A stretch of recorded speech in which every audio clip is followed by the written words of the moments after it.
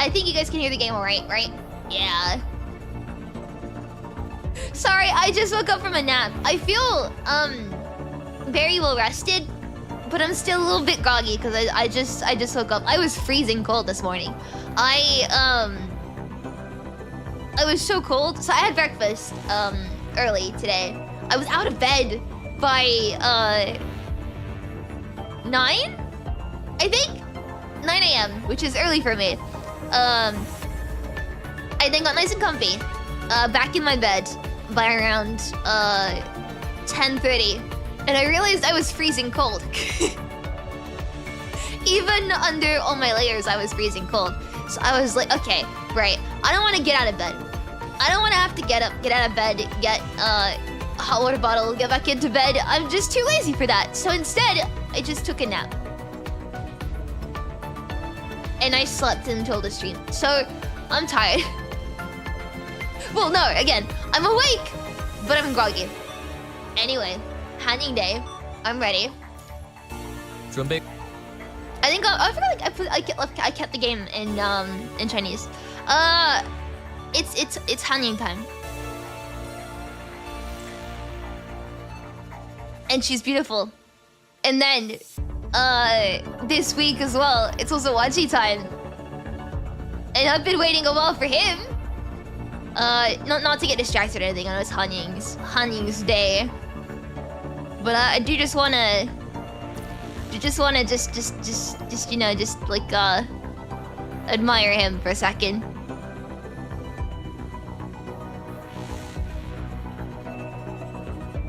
Yeah, I've had my fun admiring him. I'm really excited for Wanchi though. Actually, so I have a plan today with how I'm gonna pull. And it might be a little bit cocky, but I think it's gonna be funny. Wanchi getting an S rank is like so weird to me because I remember when he came out and it was ages ago. And I still use him all the time because meta is for nerds. I'm using my triple E team and then I use Chrome and Wanchi still. But we're gonna pull for Hanying.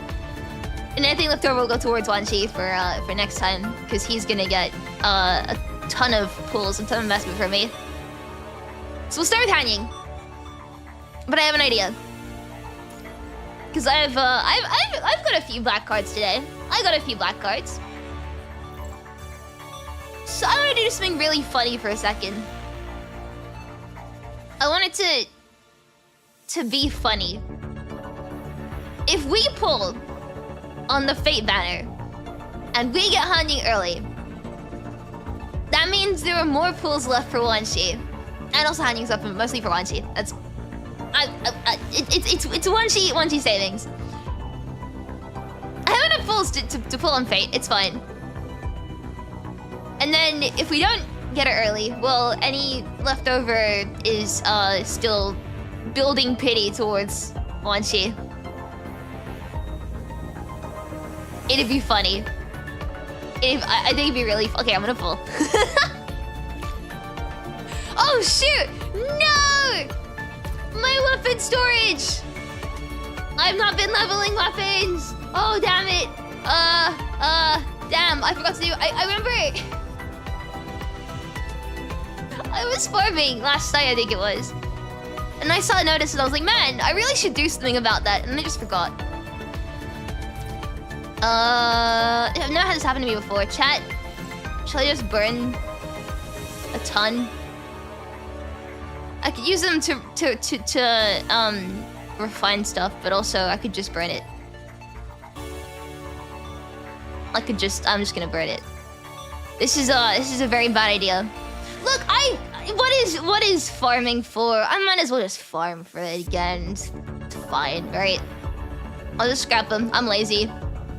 Wait, that's 242 scrappable. Maybe I shouldn't scrap that many. I almost fucked up, thought my gun training and qualifier was on Thursday and Friday, thankfully checked my email to find out it's tomorrow and Thursday. Hey. Fun fact, the reason why we named sperm whales that is BC when you open their skull it's all white and liquid. Is that really why they're called that? You know, when you started that sentence, I thought it was gonna go somewhere very different. Thank you so much, cosplayer. I really, really appreciate it. Thank you. You're doing well. Good luck on your training. Sounds like a lot of fun. If you learn any cool fun facts, you can share with the class as well. I might need them for my extremely accurate fanfics that I'm writing. Don't ask questions. I'll just yeah, there we go. I'll scrap 60. There we go. That's fine. Blah blah blah blah. It's fine. Look, don't worry about it. Don't worry. Shush, chat. Shush, shush, shush, shush, shush, shush, shush. There was a better way to do that, but I'm really lazy. I just want to pull. I'll get him back. It's fine.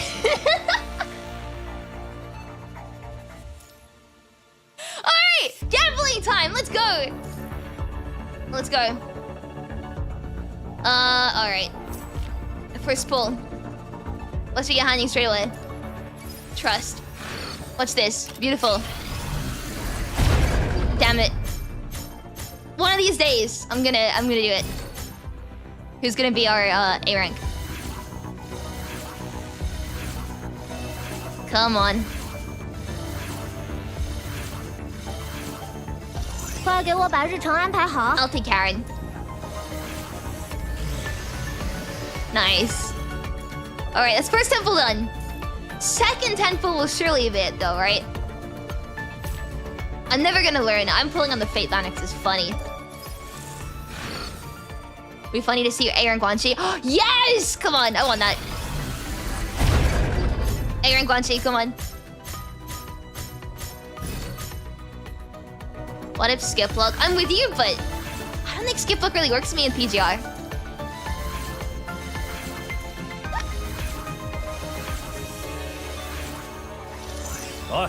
Damn it!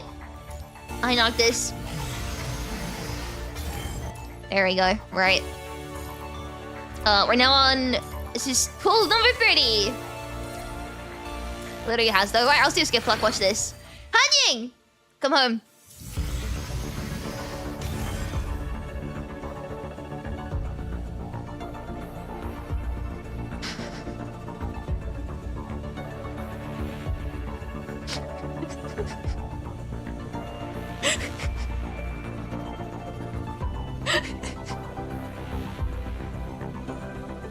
Can somebody clip this, please? Can somebody... Can somebody please clip this? I'm just built different. I'm just built different. What? What is this? Well, we found the solution. If you want a character, you just have to ask him really nicely. Time for weapons! Alright. Weapon time! I wanna see Hanying's weapon. That is really beautiful. I'm a big sucker for musical aesthetics. Just in general. That's why I love Selena so much. Anyway, let's do a temple. Watch this. I'm gonna skip look this one. Even though weapon skip look has never ever happened to me, I wanna skip look it. What else is in this banner? Oh, this is Hanying's other weapon. What was the last one? Oh, choose. Okay. Let's run it. Skip luck.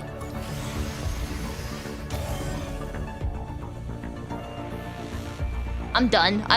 What is this? What is this? I am never, ever going to shit talk my luck ever again. What is this? Huh? I need a second. What it? Okay, let me quickly change the game back to English so I can hear her voice. I wanna... When my brain remembers where it is. One sec, chat. Sorry. 人类没有后悔重来的机会。我当然不会后悔。即使存在过无数种可能性的分 That 支 was，my mom giving me a hot water bottle. Thank 都 you. 会是个假设。I can never remember. There we go. Settings in here. English. Safe. I now have a hot water bottle too. This is great. I'm almost so cold. None nice and toasty. Right. Did that mission really have to... Let's... there we go. There's one seat. God damn it. I'm having a moment. You can tell I just woke up. Hanying. I don't think I have that many gifts for her. Okay, that's more than I thought. Take everything I have. Love me, please. Please, love me. Love me. Love me. Love me. Love me. Love me. Love me. Please. Come on.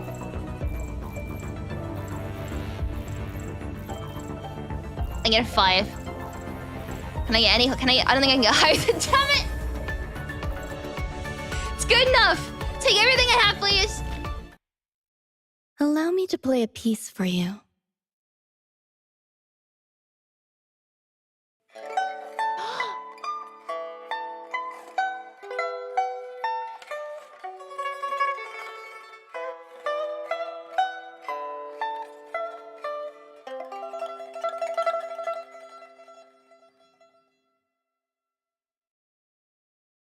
I'm Hear the normal. peepaws hum like whispers.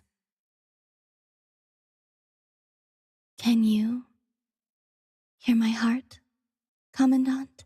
Yes. Well, no, not yet. If you just let me rest my head against your general chest area, then I'll be able to hear it. For science.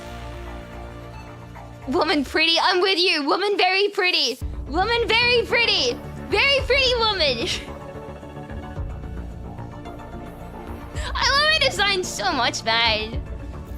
She's so pretty, right? I want to see your poses.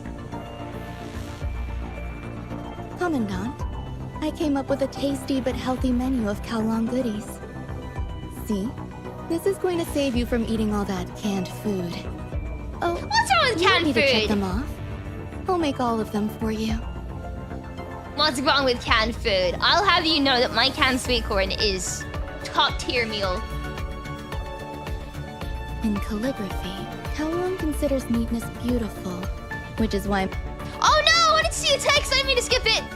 in Sorry. calligraphy, I won't touch it. Kowloon considers neatness beautiful, which is I'll why color many her people eyes. follow the principle closely. Big.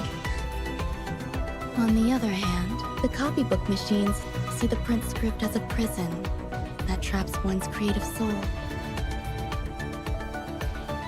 You must put your heart into every stroke to bring the words to life. Your shoulder and wrist are a little tense, Commandant. Here. Loosen your grip so you can move the brush more easily. Yeah, I'm fine. What an angle. In the path to awakening, I feel like I'm getting lies a long spoiled by way to these go. animations. But, Commandant, holding your hand now, I can tell you that I will never regret this decision.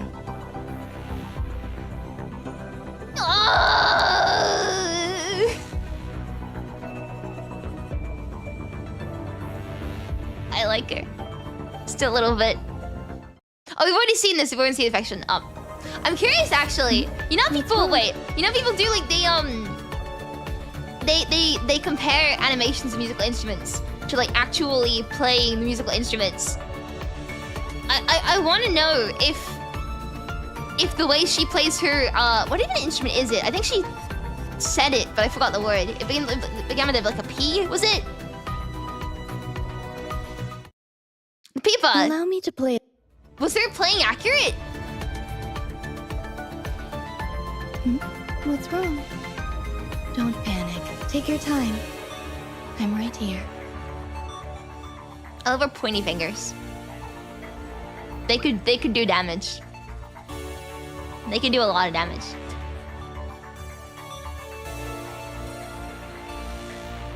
Morning, Commandant.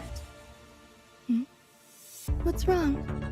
Yes, I just woke up from the sleeping pod. Oh, Oh no, what a mess I am. How embarrassing. Wait a second! Commandant, I didn't even please. notice! Let's just pretend nothing happened, shall we? I didn't even notice! Hang on a second! Her hair's down! Morning, Commandant. What's wrong? My Yes, brain I didn't just woke even up from notice the it. sleeping pod. Oh, I was no, distracted! what a mess I am. How embarrassing. Commandant, please, let's just pretend nothing happened, shall we? Yeah, I'm down. I didn't even notice. If you didn't say anything, I would have noticed, Hanying. I think I was looking elsewhere.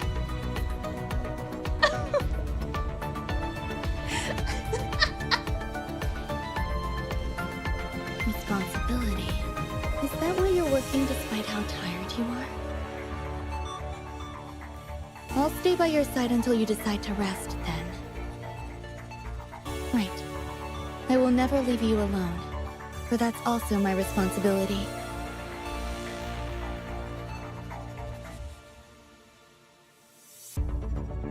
Is the desk too hard for you to rest on, Commandant? The artificial skin thought on you were the gonna sit thighs on my of lap this then. frame has adopted a more human-like texture. Would you like to try resting here instead? I see two spots. Good for rest. I see two spots that are very good for rest. I love her so much.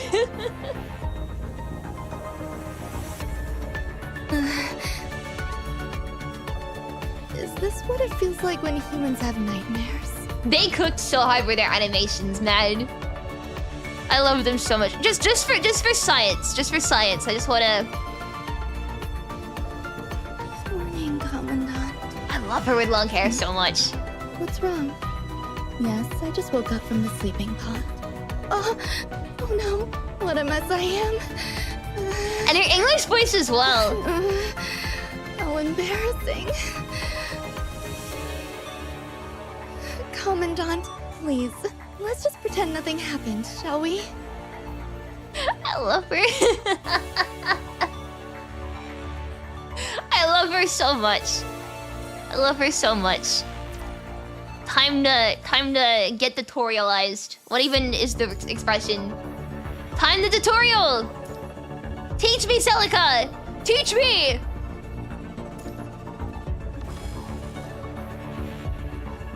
Doesn't that give us a nice angle? Toast the night with I can play it again after this. Indulge in this dream. Oh god, she's pretty. Okay.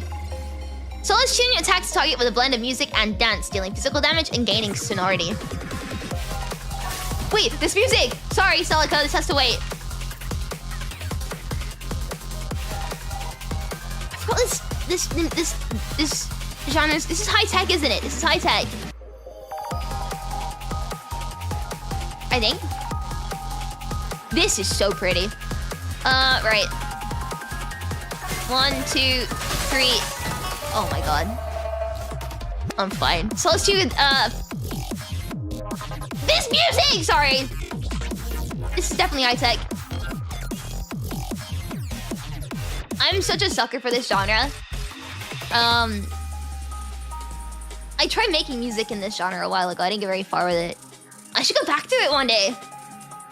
So let's go into Vanio orbs in the chord mode. Tap yellow orb to spend at least one white orb to deal let's do white orbs. Gain physical damage to deal physical damage and gain sonority and sharp reserve. Everlasting strings. Ooh, pretty. The red orb to spend only one white orb to deal physical damage and gain sonority and sharp reserve. Warring melodies. I like the yellow orb more. That's fun. The lanterns are cute. So student draws the hairpin to enter attacker mode. Wait, is she going on care mode? Once tries to take physical damage. The constrained cocoon shatters at the sound She of cold. does! So student will only receive blue orbs in attacker mode. Tap blue orb to thrust the target repetitively. Huh. Taking physical damage and getting sonority and sharp reserve. Still the spring. In attacker mode, tap the signature to spend sonority to cast Jade Bloom. Shattered illusions. Oh, you've tapped multiple times then. After executive dashes, Solacetune will deliver finishing blow, physical damage, and triggering time-like calculation. With resounding echoes, will annihilate all vain illusions. Oh my god, the animations are insane.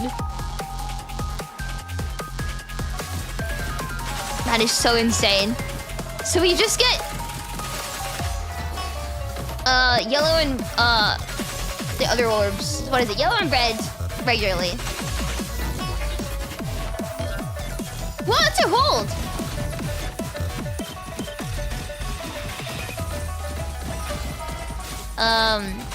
You just get yellow and red orbs normally. I can't use any other skills right now. I can only do this. Oh god, wait. I'm just trying to have a look at her run. What a great running animation, chat. What a great running animation this is. I love wait.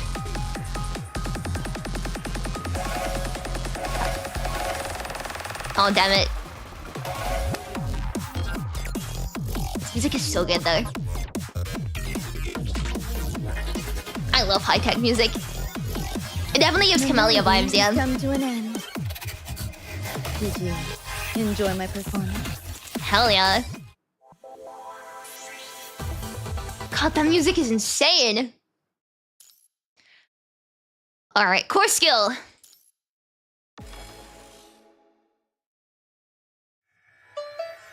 Big animation. Yeah, big animation, chat. Very big animation. Okay. After picking 6 white orbs, Solacetune will gain a harmonic orb. Let's see. Everlasting strings. Picking a harmonic orb to open a lunar tone field. To weaken enemies and enhance your allies. I see. Yo! Okay. Enter attacker The mode. constrained cocoon shatters at the sound of toll. Solacetune gains sonority from basic attacks and skills in attacker mode. Taps into to spend sonority to cast Jade Bloom. So ping the blue orbs to restore sonority. Yes, I see. Then with full sonority trigger Ethereal Symphony once. I feel it may need to go straight to the damage output. Celica. Finishing blow again. Will annihilate all vain illusions. There's 2 big reasons to pull for Hanying Solacetune. I agree. In Chord mode, cast 6 red orb 6 times to gain a harmonic orb. Ping the harmonic orb to start phase 1 signature and enter the attack room. Oh god, no, I really need. No, I'm sorry! Warring melodies. Beseech.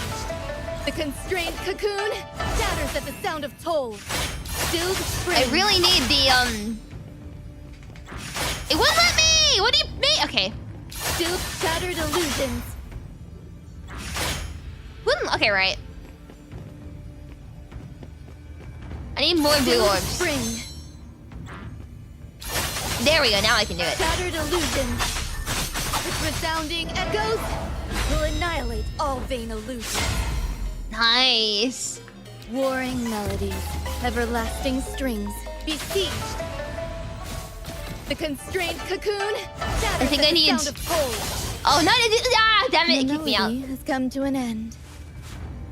Did you enjoy my performance? That's fine.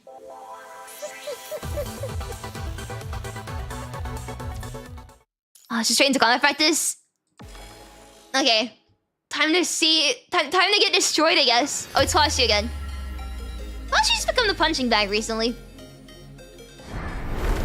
Don't hit me. Everlasting strings. So you do that, then you do the thing, then you do this. Cocoon shatters at the Then sound you of ping the blue toll. orbs. Shattered Then you illusions. do this, With and then resounding hold. Echoes will annihilate all vain illusions.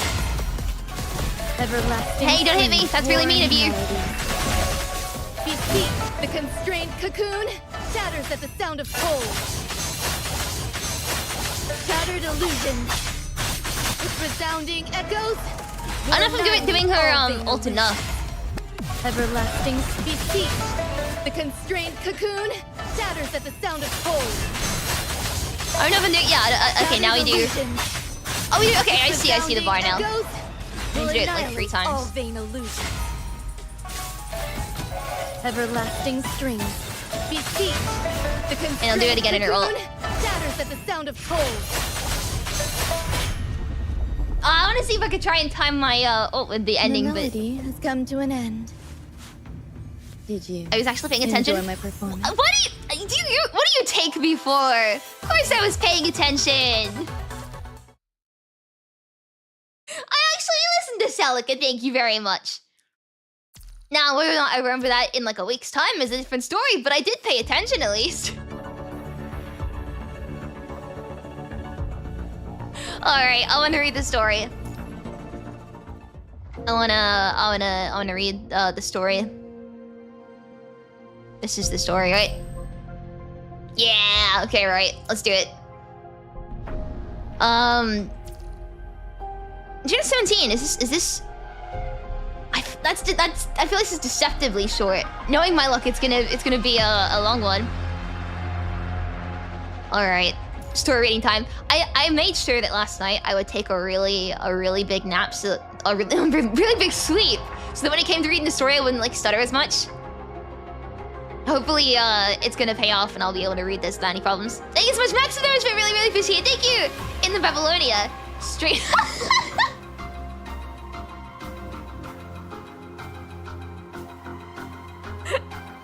in the Babylonia, straight up strumming it. And by it, well, let's just say, my pipa. That's an 11 out of 10. Great. I wouldn't have even thought about that. That's genius. I'm stealing that. Thank you. Okay. Yellow's gonna get a special orb faster. Best way to do it is 3 red orb, 1 yellow, special orb. Oh, okay. Okay.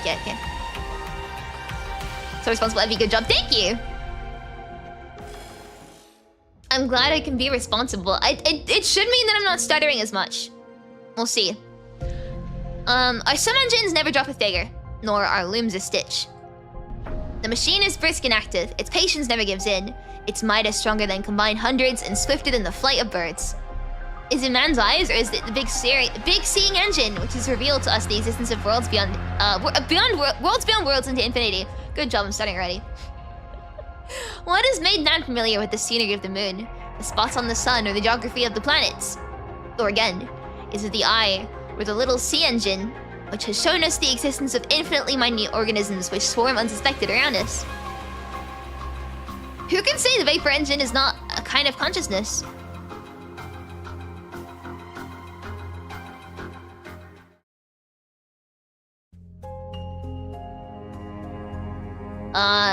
Seal comes. Okay. She opens her eyes.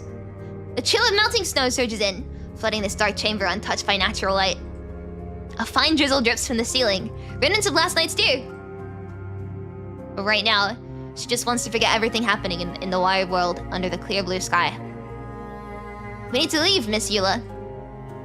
Cold. Miss Eula, my kin can show up here at any moment. I'm sorry for your loss, but we're already out of time. They made it sound bigger. They did? And I'm really appreciating it because my eyesight is terrible. I can finally read. Wait, so actually am I stuttering? Wait a second! The mechanoid carefully opens the door. Right now, the newly appointed governor has likely mustered every guard at the central square to witness the traitor's punishment. It's a dangerous move.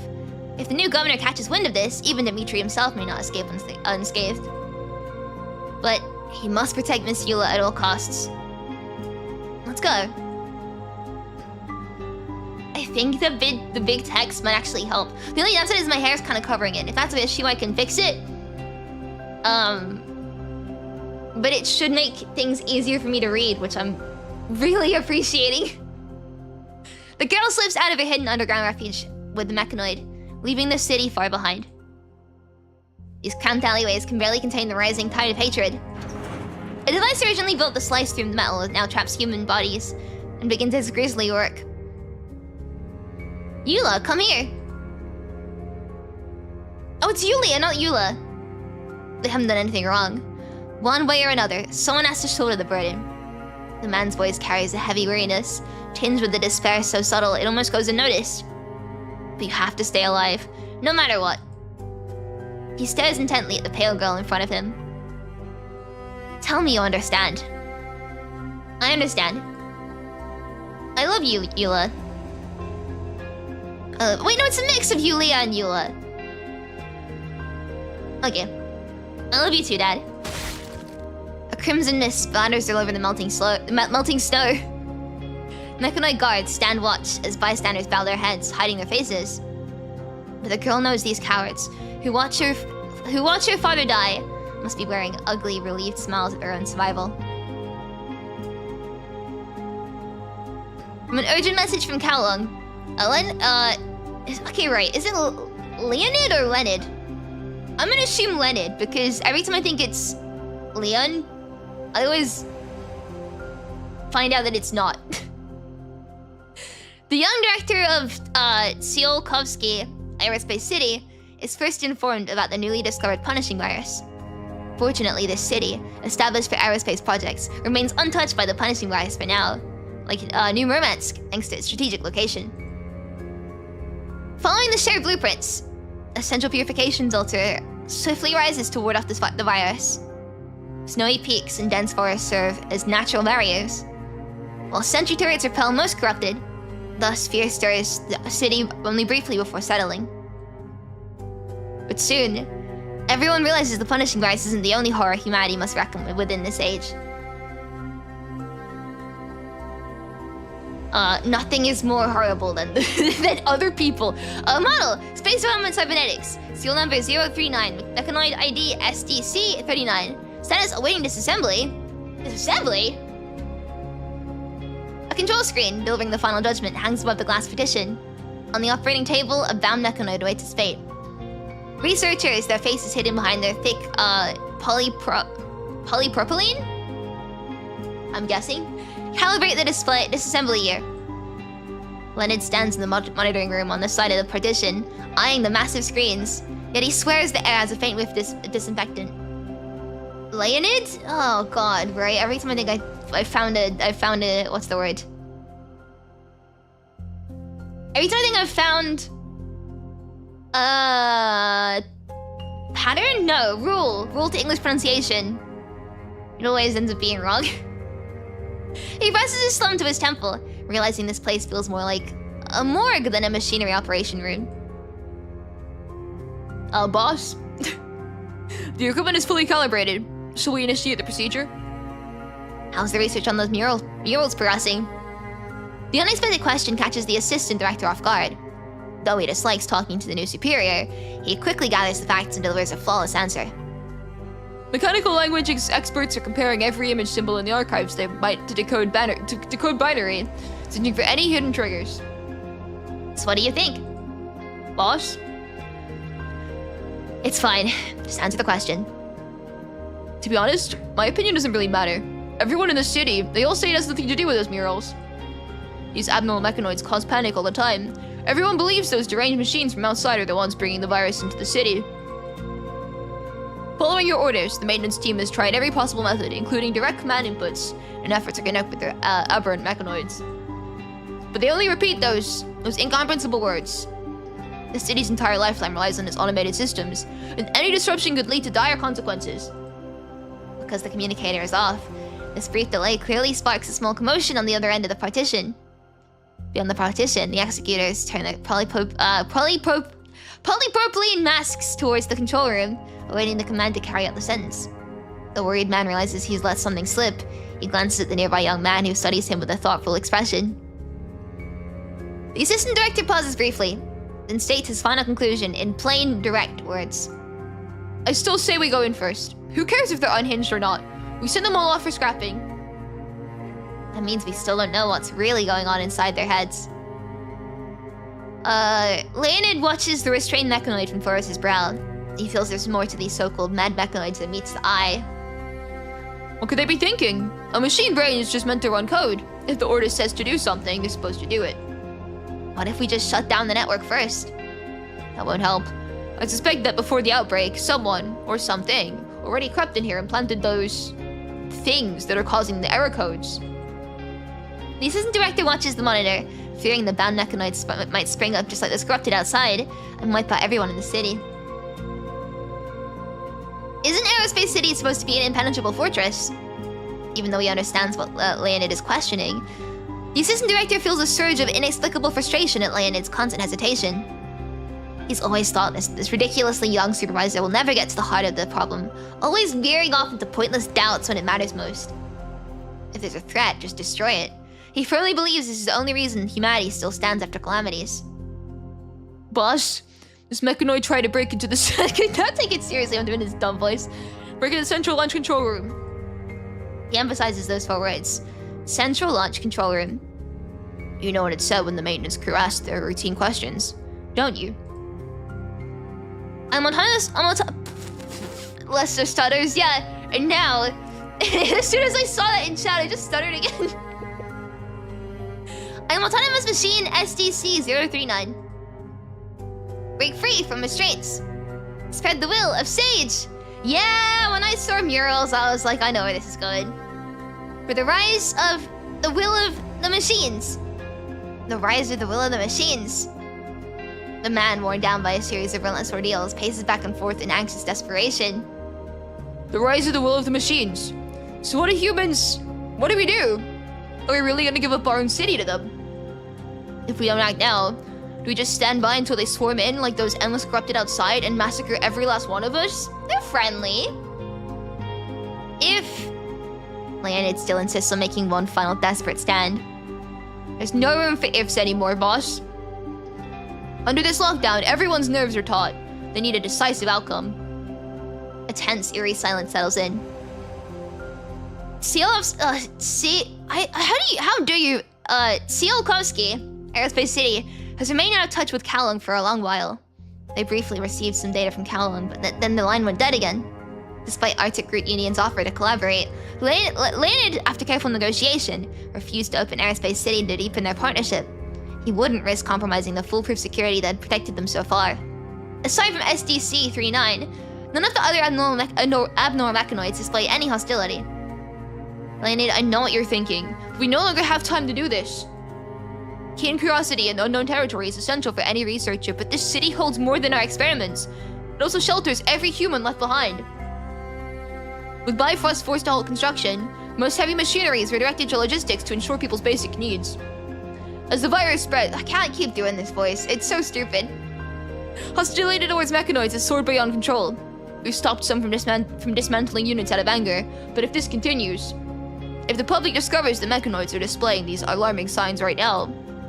He takes a deliberate breath, letting out a sigh as his eyes flick towards the director beside him. While the news about the abnormal mechanoids hasn't spread yet, we should execute its destruction. From the very start, we never had a real choice, do we? Punishing virus and those abnormal mechanoids that appear out of nowhere, nobody would think they were unrelated. When humanity and survival weigh on them, there's really only one option left. I just hope we're not the ones destroying our own opportunity with our own hands. The director presses the command button, while beside him, the anxious man puts furrowed brows effused to ease. A burst of white noise crackles through the communicator, followed by a piercing sound of metal being cut. The polypropylene masks glimmer under the spray of oxidized metal as orange and blue tracers streak across the current laboratory, ricocheting off the metal walls. A wave of nausea hits Leonid. As the plasma gun touches the sensor core, the mechanoid's helmet-striped head, his nutty voice breaks through the noise over the broadcast. Though broken and halting, each word remains distinctly intelligible. I am autonomous mechanoid SDC-039, activated on February 24th at Tsiolkovsky, Aerospace City. The annual average precipitation in the Sahara region is less than 100 millimeters.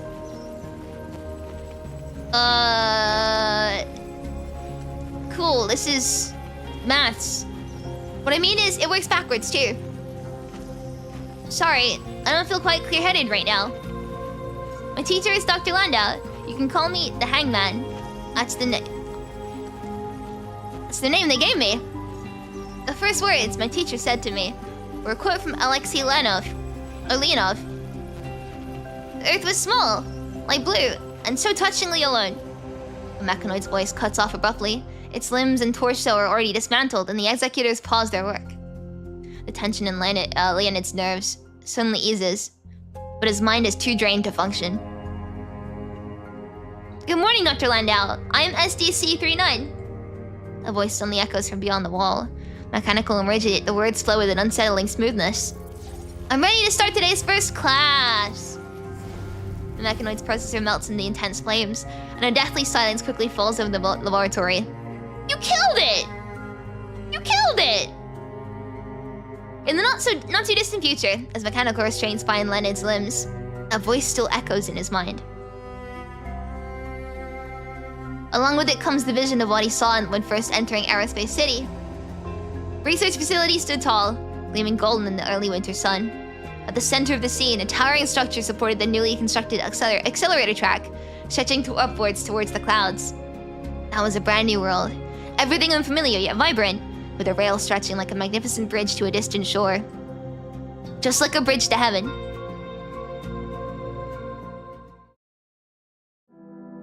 From here, the majestic bridge is still visible in the distance. Mechanoids scurry busily around Bifrost, while a few rare humans shuffle past. Both humans and mechanoids are gathered in the city to witness the brutal execution, leaving this small corner completely unnoticed. The girl takes one last look at the city her father dedicated his life to, and turns away in silence. Moving swiftly, Dimitri leads the girl to a landfill on the outskirts of the city, where he has settled a secret hideout. Abandoned cranes, steel structures loom over the factory amidst this jungle of rusted iron, where many limbless mechanoids rummage around for energy modules, looking like dwarf scavengers in their relentless search. They move slowly, but their behavior is far from orderly. Some of them even emit a synthetic groan after stumbling. Just like me, for real, for real.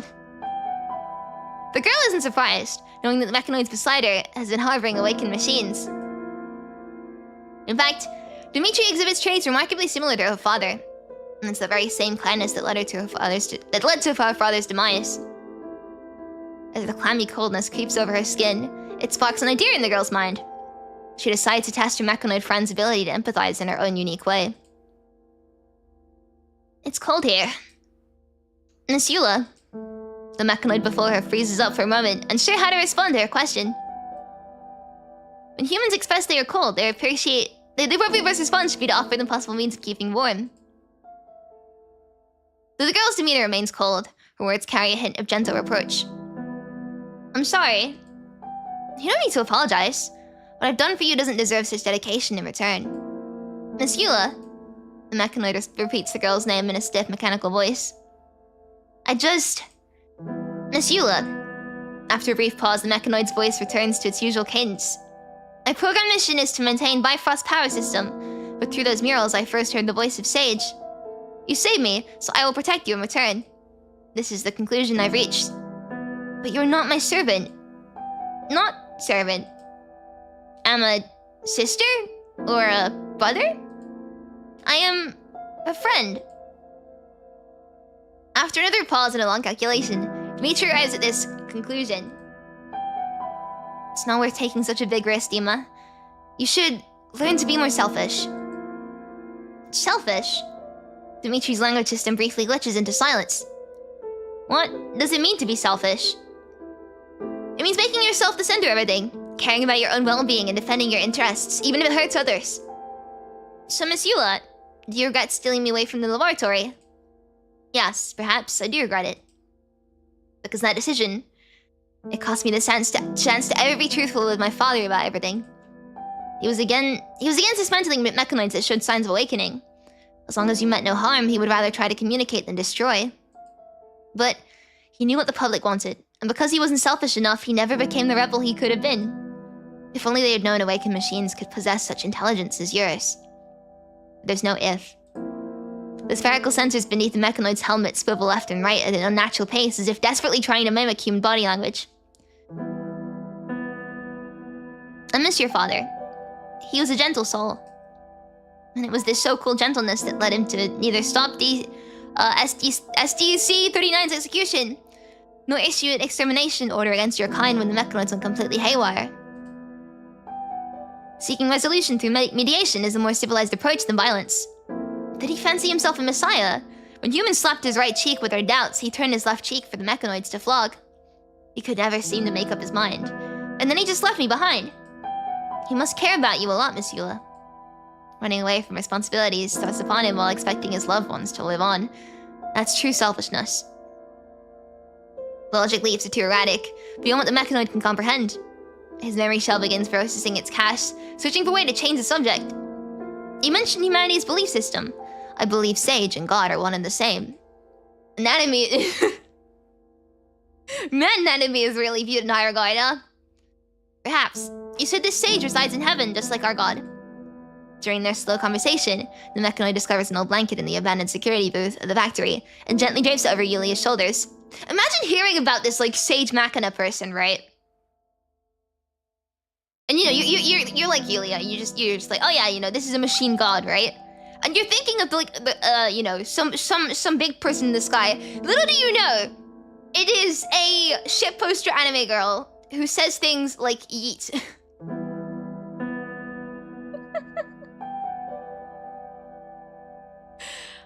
This action was a bit late, and the frost on the blanket shows a lack of consideration. I will gather all the basic necessities humans require one by one. As for food, that shouldn't be difficult to find either. You learn so quickly, just like a human child. I cannot comprehend this analogy, Miss Hila. I wish Dad could see you now. He will see it, Miss Hila. You once told me about the origin of the name Bifrost. Your father, perhaps he's already watching over us from God's side. Again, God for mechanoids is an anime girl. I like this religion. The girl falls silent, placing her hand on the mechanoid's helmet visor and gently running her fingers over the rough glass surface. The mechanoid gently leans his frame towards the girl, quietly overloading his engine to maintain a warm surface temperature in a perfect, comforting silence. The girl imagines she's still in that familiar embrace. He will, Lima. He will.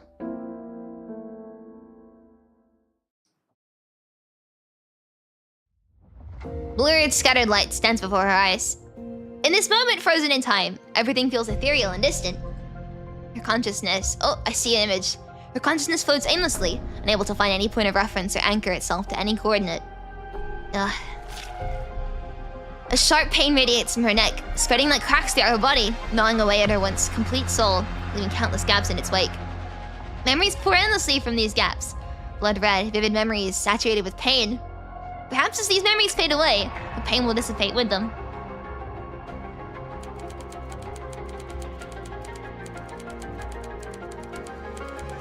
I hear typing.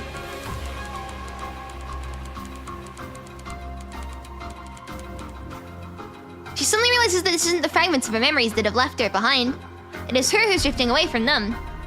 It's like sinking into an ocean of thick ink. She desperately reaches out, yet her fingers grasp nothing but darkness.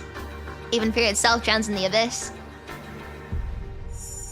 The water's surface suddenly sparkles. Is that light? She doesn't miss that fleeting glimmer, clutching the beam of light tightly to her chest. They rise together, higher and higher.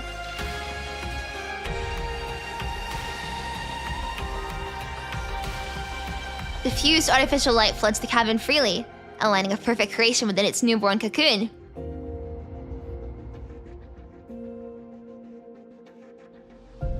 Though her consciousness remains hazy, the question in mind slips out immediately. Where am I? Warm and tranquil, a liquid gently caresses her skin. Synthetic hair strands dance like aquatic creatures, flowing gracefully between fingertips. This face offers no answers to her question, bringing only more confusion instead.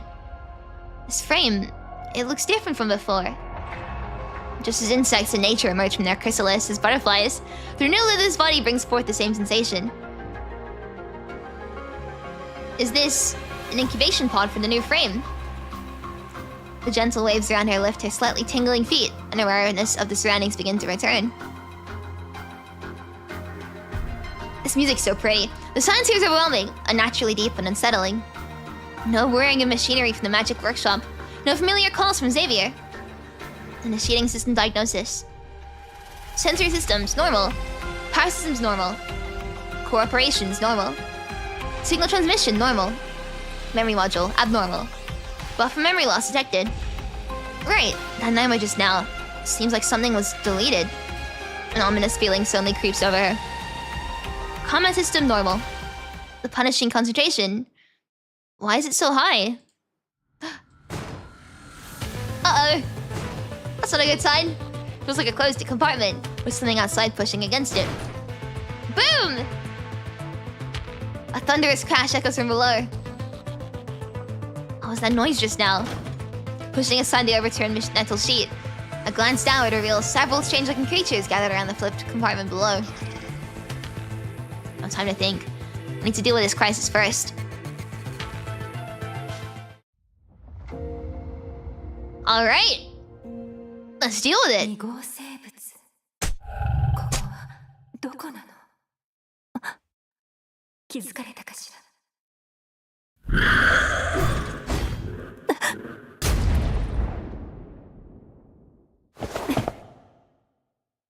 回避はできないようね。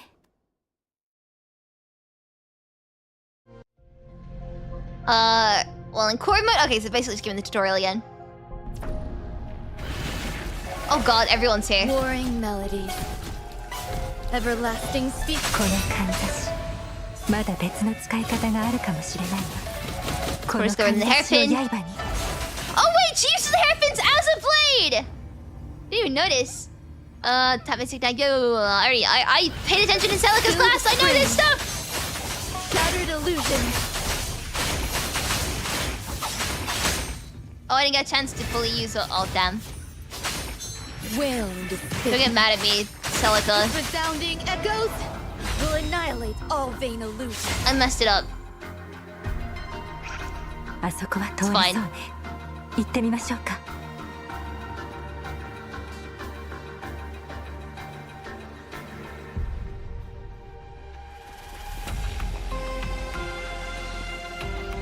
異合生物の残党がいる。放っておけないわ。Stilled spring. Stilled spring. Shattered illusions. I try and build up enough, Stilled spring. Shattered illusions. Oh, I can't seem to do the, Oh, it wasn't letting me. Let me try it again. Stilled spring. Shattered illusions. Oh, never mind.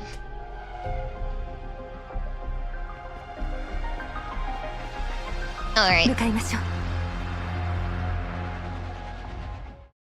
I'll come into this hour, it's now your birthday. Hey, happy birthday! Wait, there's someone Kazoo, one sec.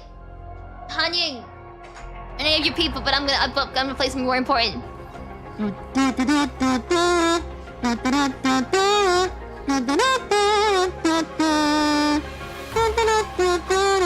もう時間がないわ。 I hope you had an amazing birthday! Sorry, Hanying, I was adding your music. Stilled spring. I really hope you have an amazing day. I must find my rhythm again. No, still let me do the okay. Can I not leave her ult anymore? Stilled Mine just now spring. constantly in attack mode, I guess so. Shattered illusions. I really need the buffs. Stilled spring. Shattered illusions. Nice. Oh, you investigate. 真新しい跡。きっと近くにいるはず。Alright. We'll head down this way.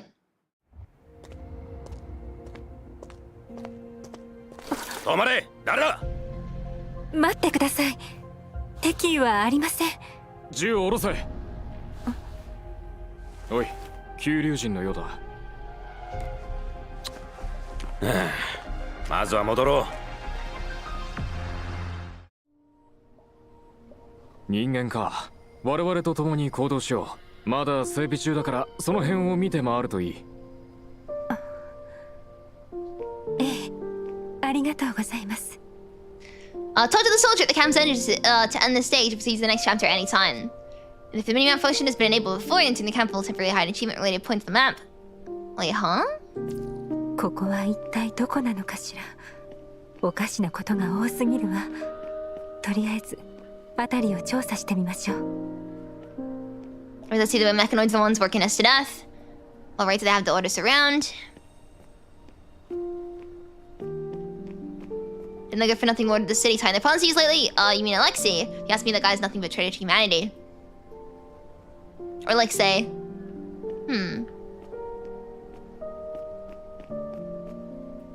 These corrupted almost kill me. We couldn't have come to this, we wouldn't have come to this hellhole if it weren't for those toasters. Hey, that's mean!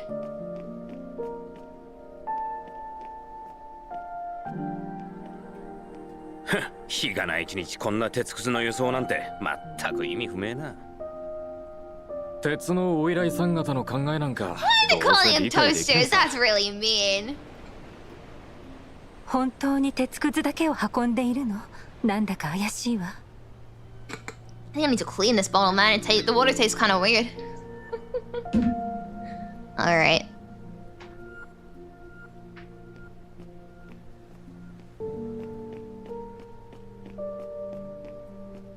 The serum team hasn't gotten it yet.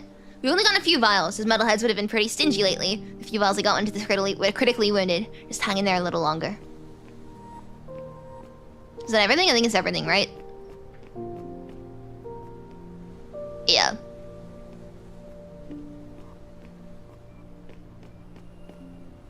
Yeah, let's go. 乗ってくれ。安全な場所まで送ろう。 Nice. So the transport wasn't carrying a cargo but a living person. Are you alright, Miss? By the way, why are you in the transport? My memories are a bit hazy. Do you know where you are? You got any companions? Would you like to come with us? Yeah, if only you showed half as much enthusiasm during combat. It must be disorienting to find yourself here like this. Pick a moment to rest while we scout the perimeter. He drags his companion away by the air. This appears to be a temporary camp set up by the human soldiers. Most of them are scattered around the perimeter, carrying out their scouting mission, leaving the camp almost empty. It should be safe for now. I was too busy with the battle earlier to finish my self-diagnosis. She finds a quiet spot in the temporary camp, making sure no one's around, and sits down. Lines of data stream through a visual module. The buffer area is damaged, but some fragments are still readable. Let's see what exactly happened.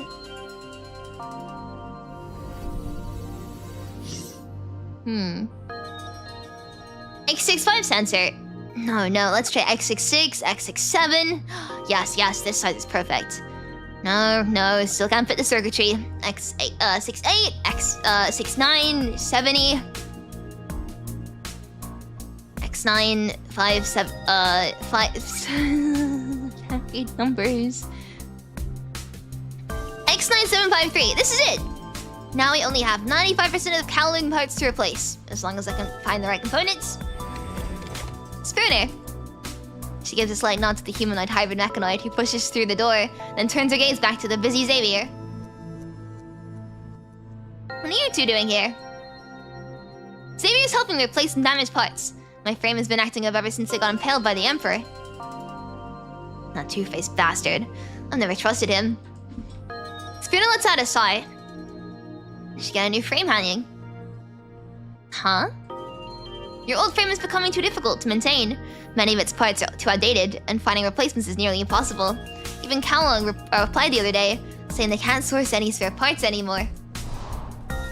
This frame's manufacturing process is incredibly intricate, which means the technology is too specialized. As a result, its components are equally unique and specific. So much time has passed, and Kowloon has gone through many upheavals and conflicts. All the related documents are lost. Even with Lady Pulau's request, the task still seems nearly impossible. Hey, Pulau! Maybe you should consider getting a new frame, Hanying. So I've already gotten a new frame? Despite having participated in the frame's design, her fragmented memories continue to splinter the little recollections she has left. Hanying unconsciously furrows her brow as she runs her fingers over the mechanical joints at the back of her neck. This frame is just as human-like as her previous one, so much so that even human soldiers cannot tell if she's a mechanoid through visual observation alone. And then... Cervantes! I want him to get a playable frame one day, please. Cervantes and T-Cell are my two that I really want to get to become playable. Also, I just noticed the hat stand in the back. I think the cocoon technology you developed might come in handy. Oh wow, that's brilliant. I almost forgot about that thing. The process of replacing the frame will require you to go into temporary sleep. Your memories will be stored in a buffer during that time. And if everything goes smoothly, you'll be able to access them all when you wake up. Cervantes shouldn't be in the Church of Machina. The communication module remains silent as fragmented images slowly emerge from the buffer area. Cervantes, where are you right now? I'm heading back to the church now. Some things are better discussed in person, so let's talk when I return.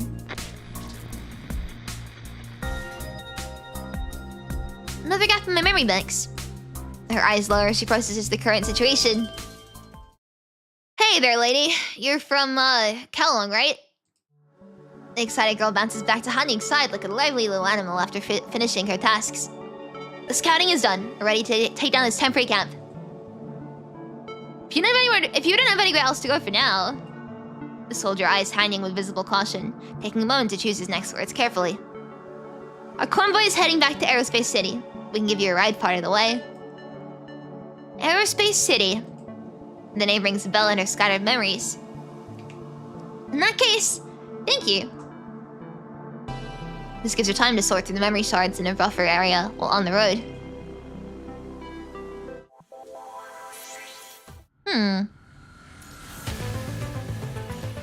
Alright. Xavier, come play with us! Xavier, why is Hanying sleeping again? Be good, kids. I'll play with you once she wakes up. Strange, the Great Tower data flowing into the cocoon seems irregular. Hey, leave my hat alone! The little mechanoid's laughter fades into the depths of darkness. It's a good simulation of the floaters in my eyes. Further ahead, the data in the buff area becomes completely unreadable.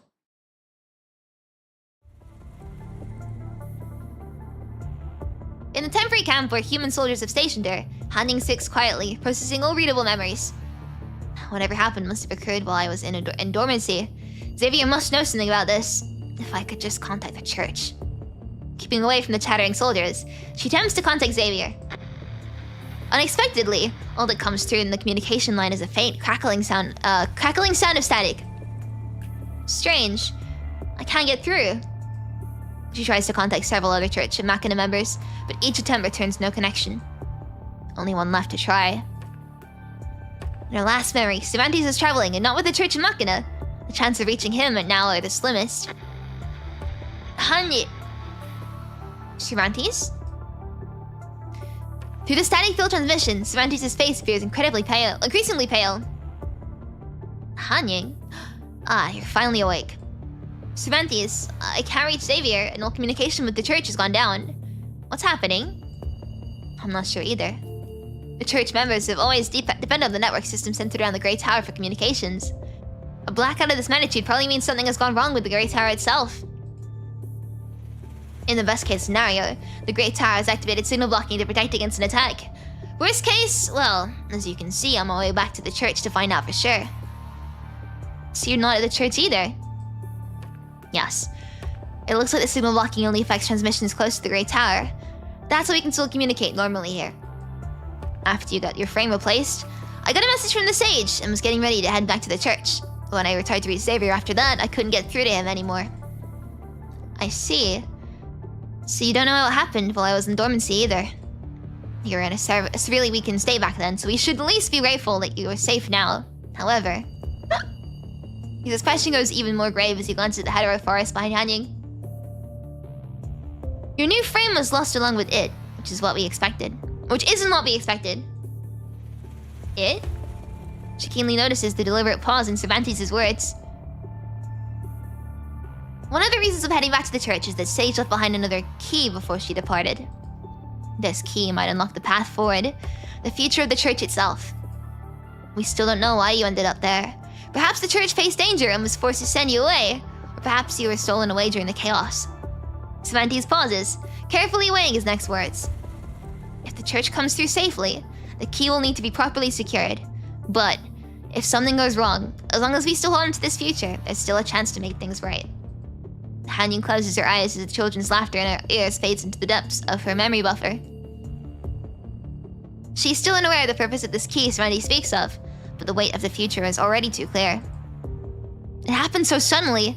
We never anticipated such an accident. Although the key is equipped with a locator, its coordinates haven't been updated for a long time. Its last known location is near you. So I'll leave the search in your hands. Once I check things out at the church, I'll head your way as soon as I can. These coordinates. They're quite far from my position. What's at that location? It's... every time I say it, I say it wrong. Tsiolkovsky Aerospace City. Justice served her ties with the church at the location. English. Justice severed her ties with the church at that location. Justice? Oh, you mean the mechanoid named Veronica? Arcana mentioned that she was supposed to bring back the previous hanged man, but after reporting their death, she never returned. Yes, Veronica's always been one to act on her own accord. Her last known coordinates are updated near Aerospace City. The signal was lost. Could something have happened to her? She cut off the connection herself and never returned to the church. Even though a lot of her fellow members wanted to push for Veronica's excommunication, Mother has been quite lenient with her. We suspect she cut off the signal because of what happened to the previous hanged men. You mean a fellow member who perished on the very first day at the church? Yes. Veronica only reported the death of the previous hanged man, but no one knows the details. In any case, be careful. The situation within the church remains unclear. And the important items entrusted by Sage are still missing. A hint of weariness shows in Semanti's eyes. How are you adapting to the new frame? Though we had to rush its activation, Xavier's design should work just fine. The compatibility is fine, but when the new frame is activated, I think I had a nightmare. A nightmare? That's quite an odd occurrence. Your incubation bot, the cocoon, shapes the frame according to the user's thoughts. Given your personality, you wouldn't fabricate fears out of nothing. Perhaps there was already an issue with the Grey Tower's data at that time. Back when you switched frames, the Grey Tower was also linked to the cocoon for computing support. Your nightmare might be related to the Grey Tower's anomaly. Have you noticed any unusual reactions from your frame since then? I run a self-diagnosis on my frame. Everything seems fine, but some memories in my buffer are missing. It's like sinking into an ocean of thick ink.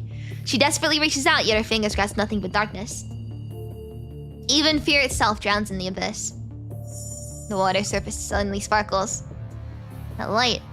It guided me as I floated toward the surface. Back then, it seemed to keep slipping away from me. Yet that connection we shared... it felt so warm.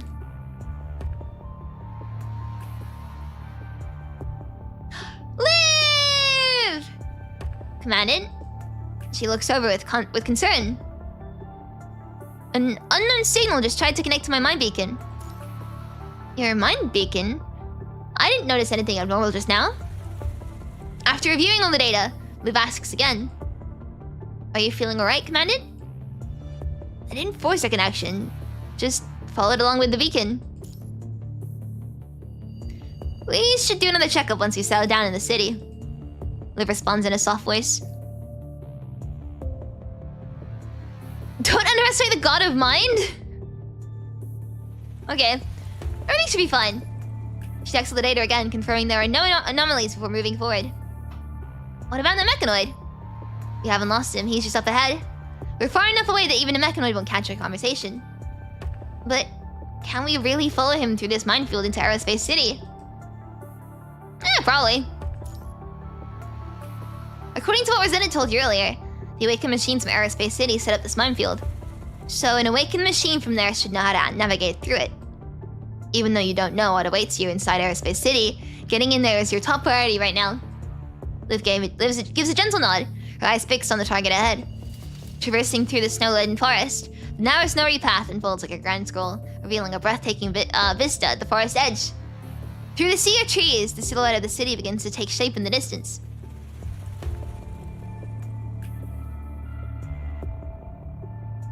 Hi there! The data trap didn't work. Something pulled her out of the data stream. Can't stay here much longer. Better head back for now. Who is this guy?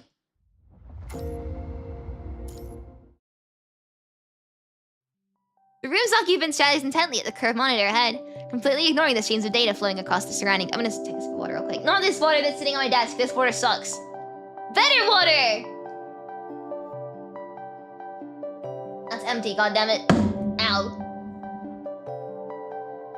This water!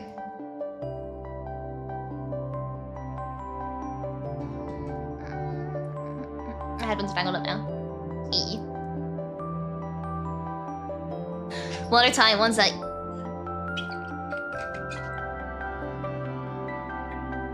This tastes bad too! What is this water?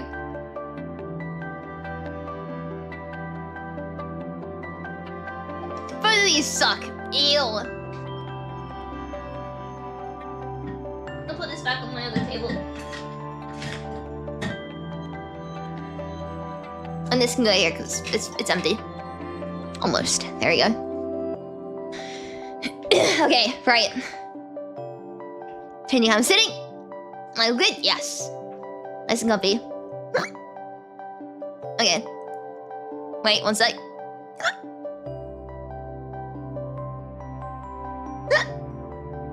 I'm good. The room's occupant stares intently at the curved monitor head, completely ignoring the streams. Oh yeah, right about this. In the center of the monitor is a detailed topographic map marked with coordinates. A cluster of yellow dots emits faint white ripples from the deep. Within the deep blue closed curves. God damn it, man. Creating a few contour lines that quickly fade away, only to start again. After confirming the image, the young man's fingers fly across the keyboard as he cross-references and verifies the data. The work seems to have hit a dead end. He massages his temples in frustration, but a knock at the door soon breaks through the stifling atmosphere. Asimov! Come in. Hi. I received a notification. It is about Aerospace City, right?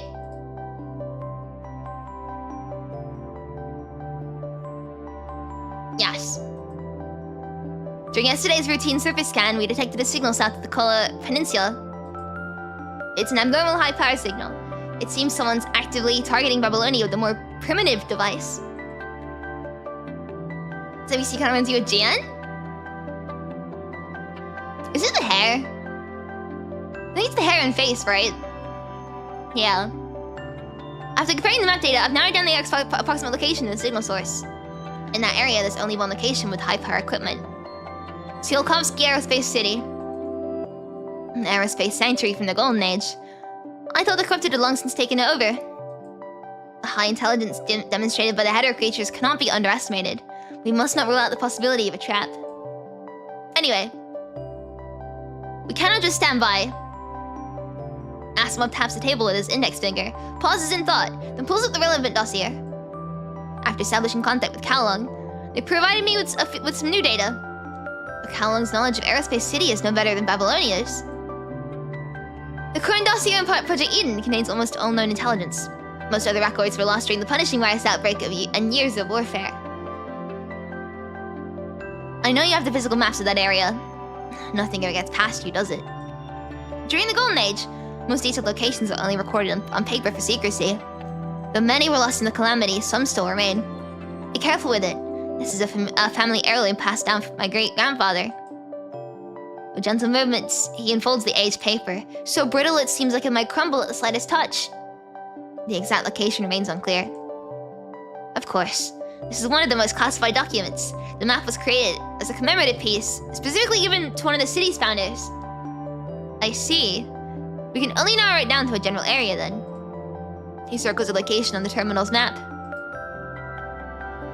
The activities of airborne hetero creatures and the heavily congested orbital debris belts are interfering with our radio waves. Even with active tracking, we cannot pinpoint the source of the radiation. However, the radius deviation is only about 100 kilometers. That shouldn't pose too much of an obstacle for surface reconnaissance. Why do you have to conduct reconnaissance? Don't ask such a pointless question. Tsiolkovsky Aerospace City lies in the far northern territory of Kalong, home to most advanced aerospace testing facilities from the Golden Age. It oversaw the launch mission of the Dawn 3 spacecraft and conducted the research, development, and technical verification of Eden 1. What if humanity can never return to Earth? A heavy silence fills the air. Didn't Kowloon conduct any further reconnaissance?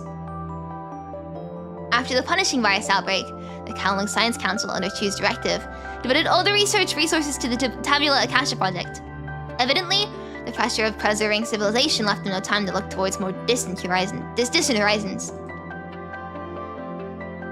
As years passed, Aerospace City faded into the legend, preserved only in ancient texts.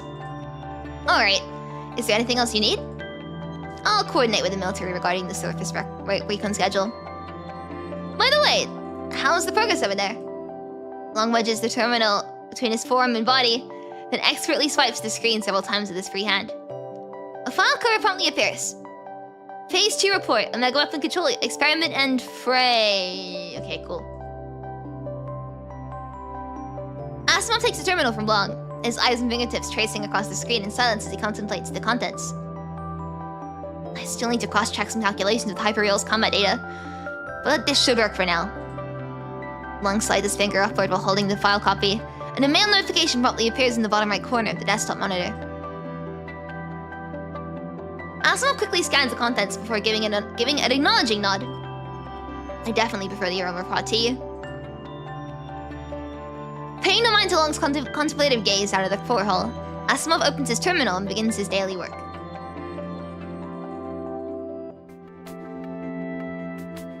Conference room! Grey walls, grey furniture, and a grey atmosphere to match. The mission briefing is concise, yet your fingers continue flipping through the pages. A mindless gesture after long finishing the read. You still seem down.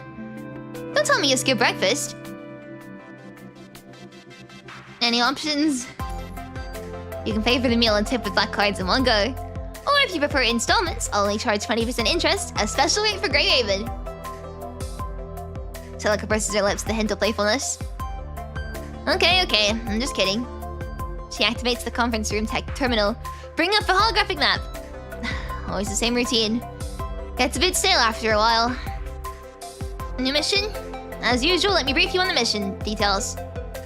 According to the report from the Science Council, Section 1, this morning we detected a signal near New Murmansk. We were unable to pinpoint its source remotely. Graven is familiar with the terrain, making you the most suitable candidate. I'll have to trouble you both for this reconnaissance mission. Lucy's preparing for a new frame installation, while Lee, as the bearer of Hyperreal, has been asked by the Science Council to stay behind and provide assistance in their research. It's just a simple recon mission. You and Liv should be able to handle it on your own. I assume you've reviewed the briefing? We can't count on Kowloon anymore. The Arctic Route Union has been busy with internal restructuring since the uprising, and many documents about Aerospace City were lost during the conflict. So they can't do anything about this either. More like they'd rather not get involved. What about the Murmansk port area? Can New Sophiasburg provide any assistance? As expected of Guraven's commanded, quick on the uptake. The Parliament recently approved a resource aid package for New Sophiasburg, so we've been in close contact with them lately. They'll set up a temporary base for this investigation. Speaking of which, there's some matters the President specifically asked me to brief you on. Celica glances down at her databed, her brows knitting slightly as she reviews the information. What I'm about to tell you is rather sensitive. While New Sophiasburg remains relatively stable, the situation with the Arctic Route Union has deteriorated into armed conflict. The Ascendant attack did cause unrest, but such obstacles are inevitable during reconstruction. Our faction conflict's getting more intense. The scale of the skirmishes isn't large, but they're happening quite frequently. Aerospace City's presumed location in the outskirts is an area that has effectively become a no man's land since the virus outbreak. It's unlikely that any armed forces would venture into the area. Therefore, what deserves more attention is the situation in New Sophiasburg. The Forest Guard currently maintains a policy of neutrality and has not intervened in the conflict. They prefer not to focus on their fundamental duty as protectors. However, this neutrality hinges on their own safety remaining unthreatened. If New Sophiasburg is forced into battle, those officials in the diplomatic court will certainly have their hands full. The Forest Guard is still waiting to provide guides. In exchange, Babylonia forces must not enter the forest area to avoid any unnecessary misunderstandings. Therefore, this will be a recon mission without backup support. Conflict remains the eternal theme of the anthropic universe. In these wastelands, the roots of ancient civilization intertwine with the sprouts of new society, gradually growing into their own order.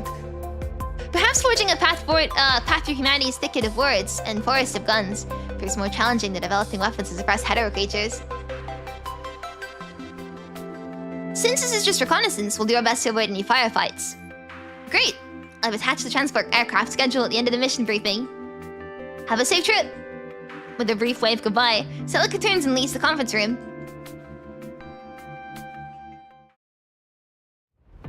Upon entering the atmosphere, the transport's turbine engines take over from the fusion ramjet. The roar of the fan exhaust and the heat in the cabin make you question whether the mixing of compressed air and fuel is actually happening in the cabin rather than in the engine pods. A solid thrust pushes up from beneath the seats as gravity finally claims its hold in the aircraft. The tailgate slowly lowers, revealing a vast white landscape. The stuffiness disappears instantly as the biting cold wind hits, making it clear just how essential the Arctic combat gear really is. A tall, silver-haired construct stands before the cabin, as if having waited there all along. Hey, Rosetta! It's been a while, Commandant of Graven. Liv? Good morning, Rosetta. Oh, have you fully recovered, Nausicaa. Why am I saying that? Group punishing the Graven. Hey, Mr. P, how you doing? Where are you fighting alongside the forest guard against a tide of corrupted steel feels fresh? I'm clear for duty now. And of course, thank you for the medical supplies you provided. Speaking of which, how are things in New Spheresburg lately? The heating core is still under construction, but our defenses and supplies are holding up well. Would you like to rest out our camp first? Although it's just an outpost, we're fully equipped with all the necessary amenities. You raise an arm to check the body temperature monitor on your wrist. No need for a break. Let's head out now. Rosetta signals for several humanoid hybrid constructs at the landing pad to follow, and leads her gas straight towards the forest at the outpost's edge. A temporary compound of prefab units and modular frames soon disappears behind you, replaced by a vista of fir and pine trees characteristic of high-latitude regions. Holographic beacons occasionally peek through the moss, their metal poles embedded in the soil projecting hand-sized warning symbols in the air. Is this... this is a minefield. You're as keen as ever, Graven, Commandant. You should have read the briefing before departure. That aerospace city should have been somewhere around here. Tsiolkovsky Aerospace City. Not doing too well. The coughing yesterday was foreshadowing. No! You're at the hospital? Are you good? I hope you feel better soon. Hopefully it's nothing serious. Yes. Thousands of anti-personnel mines in the Golden Age are buried in these woods. They're likely part of the city's defense system. As for the new ones... Her words cut short as she raises a clenched fist, the signal for everyone to take cover. It quickly activates her weapon, powering up her levy gun system. Your hand instinctively draws your gun towards the source of the disturbance. Near a distant boulder, a human-like mechanoid paces back and forth. It seems to be searching for something, taking its time with no intention to leave.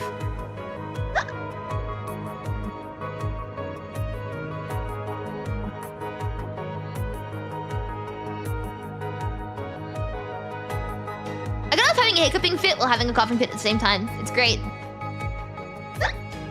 And the hiccups haven't stopped yet. I'm fine.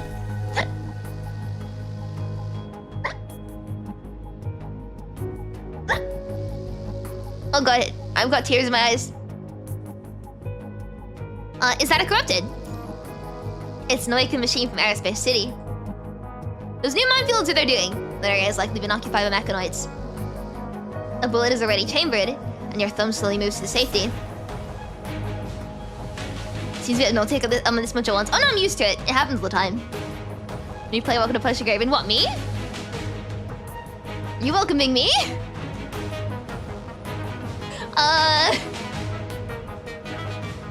Who's gonna tell him, chat?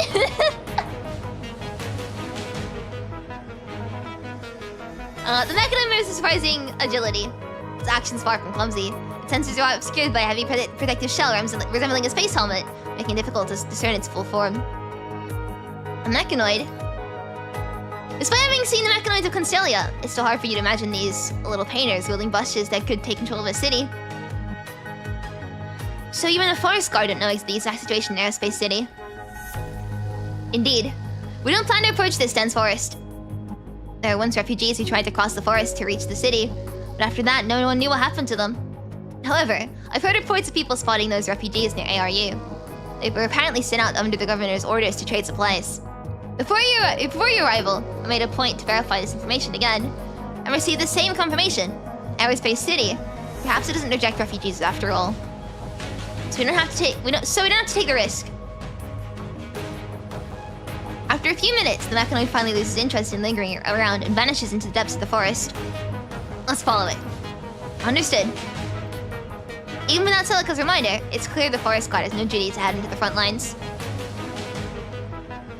While we cannot interfere in the conflict, you can always turn to me personally, if you need anything. Thank you, Rosetta. Does there need to be so formal, Commandant? Have you decided to stay in New Sophia's-burg? Indeed. We never yearned for a promised land, yet heaven's gifts have found their way into our hands all the same. I will seize this opportunity. And when the time comes, I will stand by your side as a more powerful ally. She takes a long look at you before turning away, leading her forest guard companions towards the rising sun.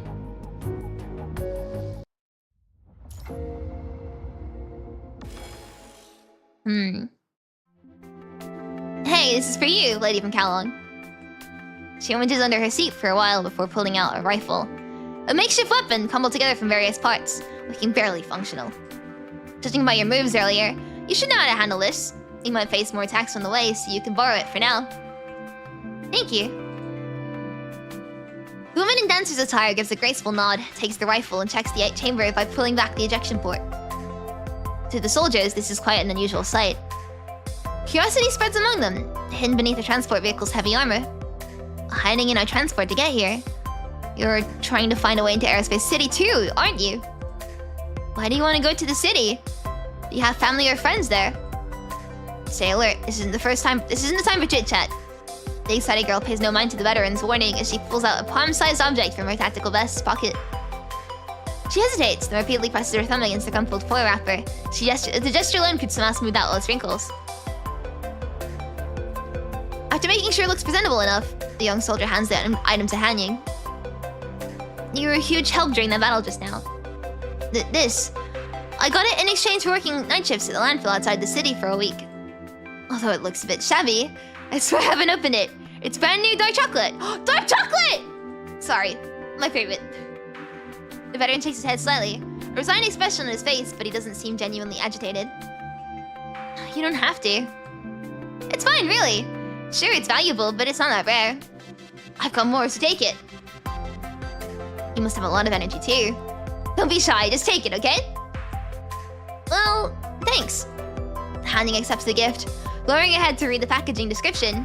Cocoa and sugar, while useless as energy sources for mechanoids, and it's proof of human kindness. Aww. I mentioned exchange earlier.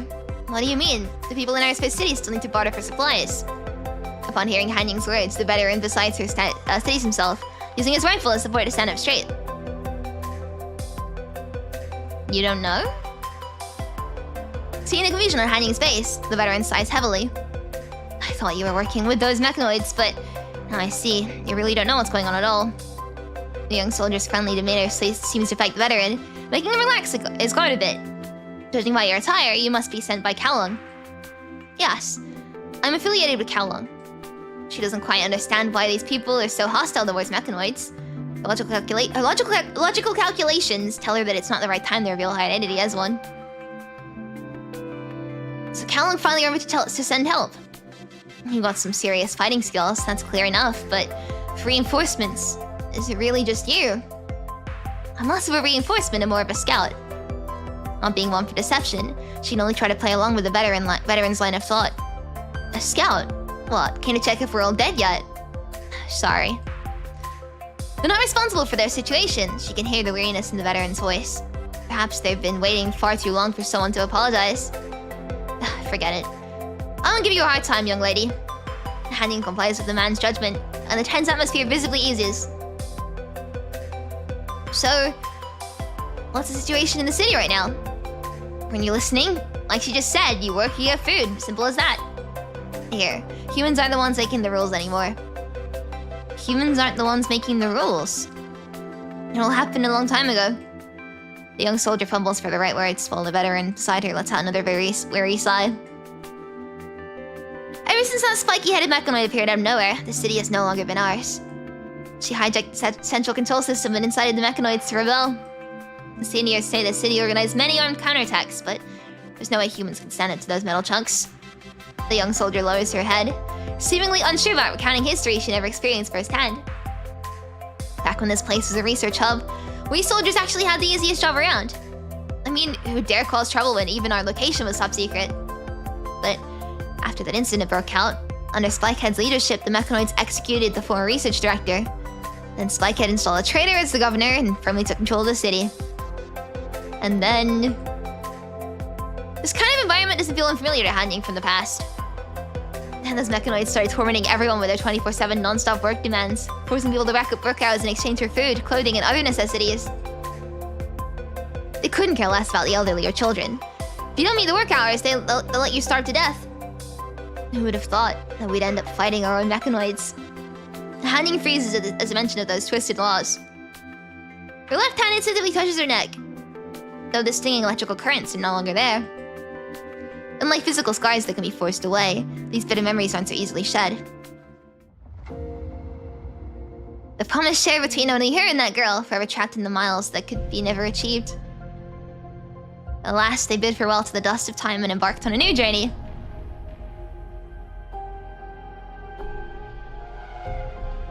Sage, the church, the street vendors and their bustling crowds, everything continues to move forward. Yet time is a cruel circle, leading once again towards the same tragedy. A spike-headed mechanoid. From the description, they sound like an outsider too. Could it be Veronica? Anyway, life in the city might be tough, but at least it's better than being outside, not knowing where your next meal will come from. Another sigh from the veteran pulls Hanying's thoughts back to the cramped carriage. Does Kowloon have some plans? Will they send more soldiers to take back Aerospace City? It used to be such an important aerospace base. I've never seen what Kowloon looks like. Is it similar to Aerospace City? Well, Kowloon is... Boom!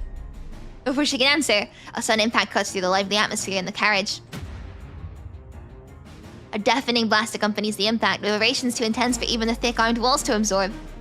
The sudden crisis puts an abrupt end to their casual conversation. Enemy attack incoming! Take cover! Gunners at the ready!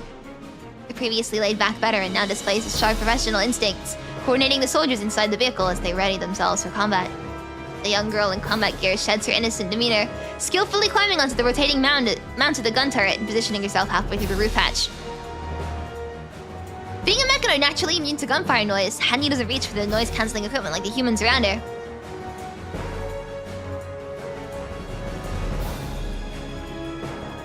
My lungs are imploding, it's great.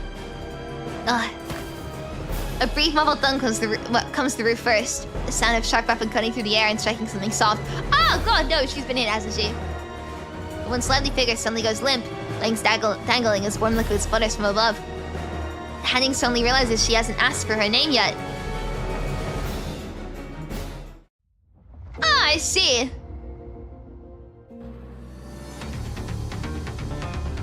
Oh, wait, what? くそ、往生際の悪い奴らだ。奴らの接近を阻止しろ。新入り、引き金を引きっぱなしじゃ暴発しちまうぞ。On.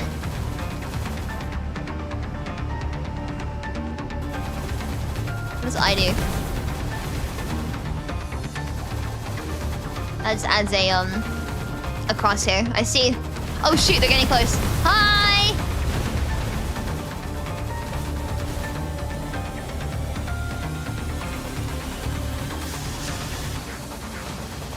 It's not very sensitive, so it's difficult to aim.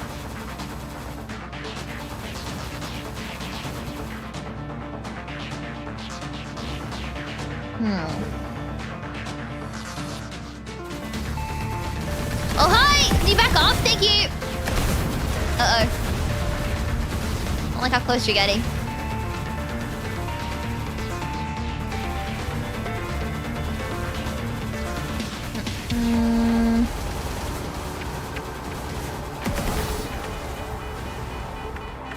Oh, the weapons overheat, damn it.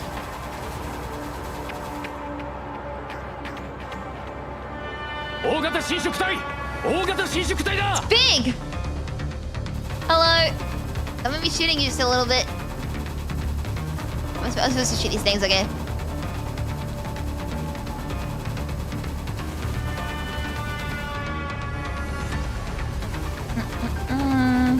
Come on. It's really creepy looking. Oh. I think I pressed I in time, chat.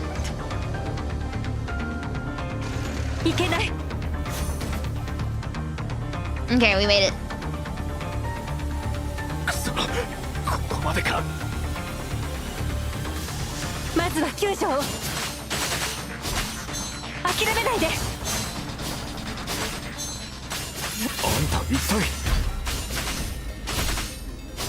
全車両スピードを上げろ I'm trying to press, like, it's so awkward to hold this right now. I press I, which is on the other side of all my controls. Because I can't dodge properly.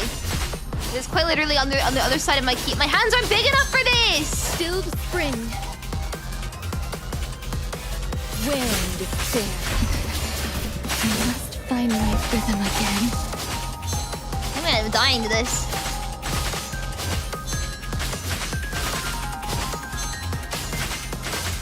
Nice. Oh, there's one more guy left. I quite literally can't reach the keys! My hands are too tiny! 伸縮体が支援を I must Come on. find my rhythm again. Where do I leave this? There we go. Wind fair. Maybe my hands are too tiny for this!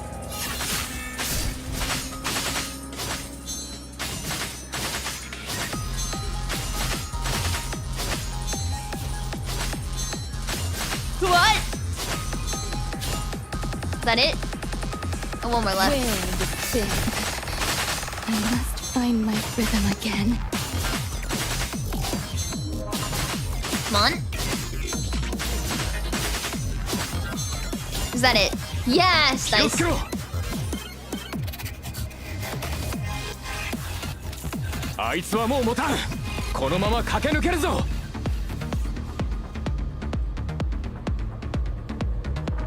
I'm gonna dodge this stuff. Okay, cool.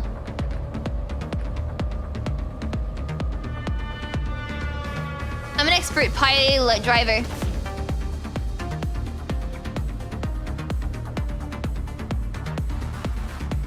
I hate the design. Well, I love the design of it, but I hate how creepy it looks. When it's just like flying at you.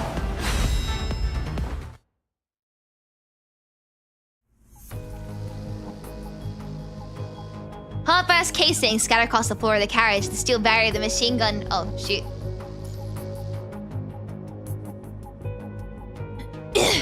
Battle of the machine gun glowing faintly with a red-blue heat.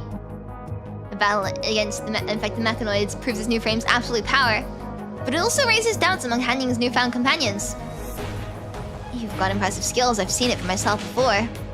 But fighting the corrupted hand-to-hand with such ease, even the best soldiers I've ever trained couldn't pull that off. That sounds like a skill issue on your part. Annoyingly, the few surviving soldiers gradually distance themselves from Hanying, subtly forming a loose encirclement. I'm a simple man who speaks his mind, so I hope you'll excuse my directness. Behind his goggles, the veteran's eyes gleam with a predatory hawk-like intensity. Who are you? The rest of the soldiers remain on high alert, as if still in combat. The guns in their hands stay off safety. These people before her are the only link to Aerospace City, but in an instant, the chance of negotiation becomes much harder. Hanying carefully weighs her options, considering the best way to handle the situation. My identity and combat capabilities shouldn't be a source of conflict. The veteran soldier lets out a derisive sneer. Either way, I did come from Kowloon. No one doubts you from Kowloon, but you're really a Kowlooner born and raised there. She's neither skilled at clever arguments nor good at hiding her true identity behind lies. We've seen the centaur-looking things, the ones they call constructs, but stuffing humans into those hunks of metal. Can they even be considered human anymore? Yes, they can! Despite you might look human, but if you're one of those things, I'm not a threat to any of you. Hanying carefully sets her weapon down in a safe spot and takes a step back, a gesture meant to show she means no harm. She has anticipated this reaction after sensing their hostility towards mechanoids earlier. Prejudice against mechanoids naturally extends to constructs, whose bodies are made of flesh and blood. Still, she has no desire to treat these humans with hostility. The chocolate in her pocket still carries the warmth from the girl who gave it to her. Hanying purses her lips and tries to speak again. The forest is quite dangerous. Are you sure you want to waste the time lingering here? Even though I'm not human, I can still help you with my combat abilities. We wouldn't dare trouble someone like you. The veteran signals his men to step back. Just as he's about to continue the interrogation, static-filled voices crackle through his walkie-talkie, forcing him to put the conversation down home. Chancellor Convoy here. We have a situation. What's your status? You've reached the ambush point. Do not engage. I repeat, do not engage. Whatever the other party says catches the veteran off guard. Hanying sensitive audio receptors pick up fragments about the governor and numerous mechanoids. Copy that, we're on our way. He signals to the soldiers standing Hanying, and they all fall back to their transport vehicle. Sorry about this, but whether you're a construct or some new tech we don't understand, we can't take any chances. With your abilities, getting out of here shouldn't be a problem. But next time we meet, things might not be peaceful. She didn't do anything wrong! She literally saved your life! He uses eyes now in vigilance, only boarding the vehicle after ensuring all the soldiers are inside. What in the world happened in Aerospace City? She can sense it. Beneath the soldiers' cold indifference lies a more dangerous brutality. But after the incident broke out, under Spikehead's leadership, the mechanoids executed the former research director, and Spikehead installed a traitor as the governor and firmly took control of the city. Those mechanoids started tormenting everyone with their 24/7 non-stop work demands, forcing people to rack up work hours in exchange for food, clothing, and other necessities. They couldn't care less about the elderly or children. If you don't meet the work hours, they'll let you starve to death. Who would have thought? They ended up fighting our mechanoids. What kind of incident happened there? Hayabi Henlo! What could have happened that would cause such a drastic breakdown in the relationship between humans and mechanoids? With engines roaring, the vehicles drove straight away. Their dark machine guns' barrels trained cautiously on her position until they disappear from sight. That's so mean! She's now left behind by the soldiers, along with a hastily buried corpse in the dense forest. Just now, what kind of urgent situation forced them to leave in such a hurry without improperly bidding farewell to their lost companion? After burying the young soldier's body properly, Hanying lifts her head to gaze in the direction where the soldiers disappeared. In the distance, the silhouette of the city is barely visible. Perhaps more answers lie within its walls. No matter what happens, she must reach that place first, to find the key Serenity spoke of and seize that future.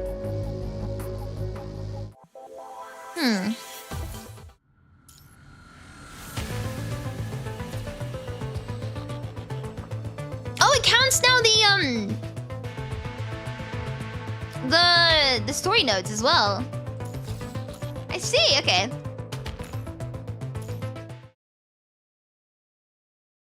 The astronaut-shaped mechanoid seems unaware of being followed. It weaves nimbly between holographic beacons, treating the faint red flashes not as warnings of danger, but as if they were forming a wide path across the damp soil. The track is maintained just the right distance from the mechanoid, ensuring there's always cover within sight to hide behind if needed. As they advance, the vegetation grows increasingly sparse. Approaching open terrain, stay alert. Understood. Adjusting the mode of the levy gun, Liv cautiously sends it out ahead to scout. The moment you leave the forest, the entire city comes into clear view. At the end of the tranquil canyon, an expansive clearing unfolds with steel battlements proudly standing at the heart amidst the mountain foothills. Oh, my lungs. Sentry turrets spiral across the surface of the massive walls. From afar, the orderly mechanical grooves resemble a bird's nest. But you know each recess is large enough to house a full-size spacecraft. Against a colossal reinforced concrete foundation of hundreds of meters tall, even the surrounding buildings appear insignificant. The structures on both sides resemble a ship's keel, firmly anchored to the ground, with towering symmetrical supports rise upwards, holding aloft tracks that point straight towards the sky. Here's Aerospace City. Phew. Deep within the vast forest to the far north, humanity has turned the fantasy of the fountains of paradise into reality. A structure that reaches closer to the auroras and the Milky Way than any towering tree ever could. This lost city from the Golden Age stands more magnificent, more glorious than any miracle humanity has dreamed of for thousands of years. We finally found a target.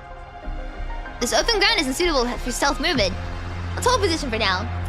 Times have changed, and although it's impossible to determine whether Aerospace City's defense systems are still operational, charging straight is definitely not a rational choice.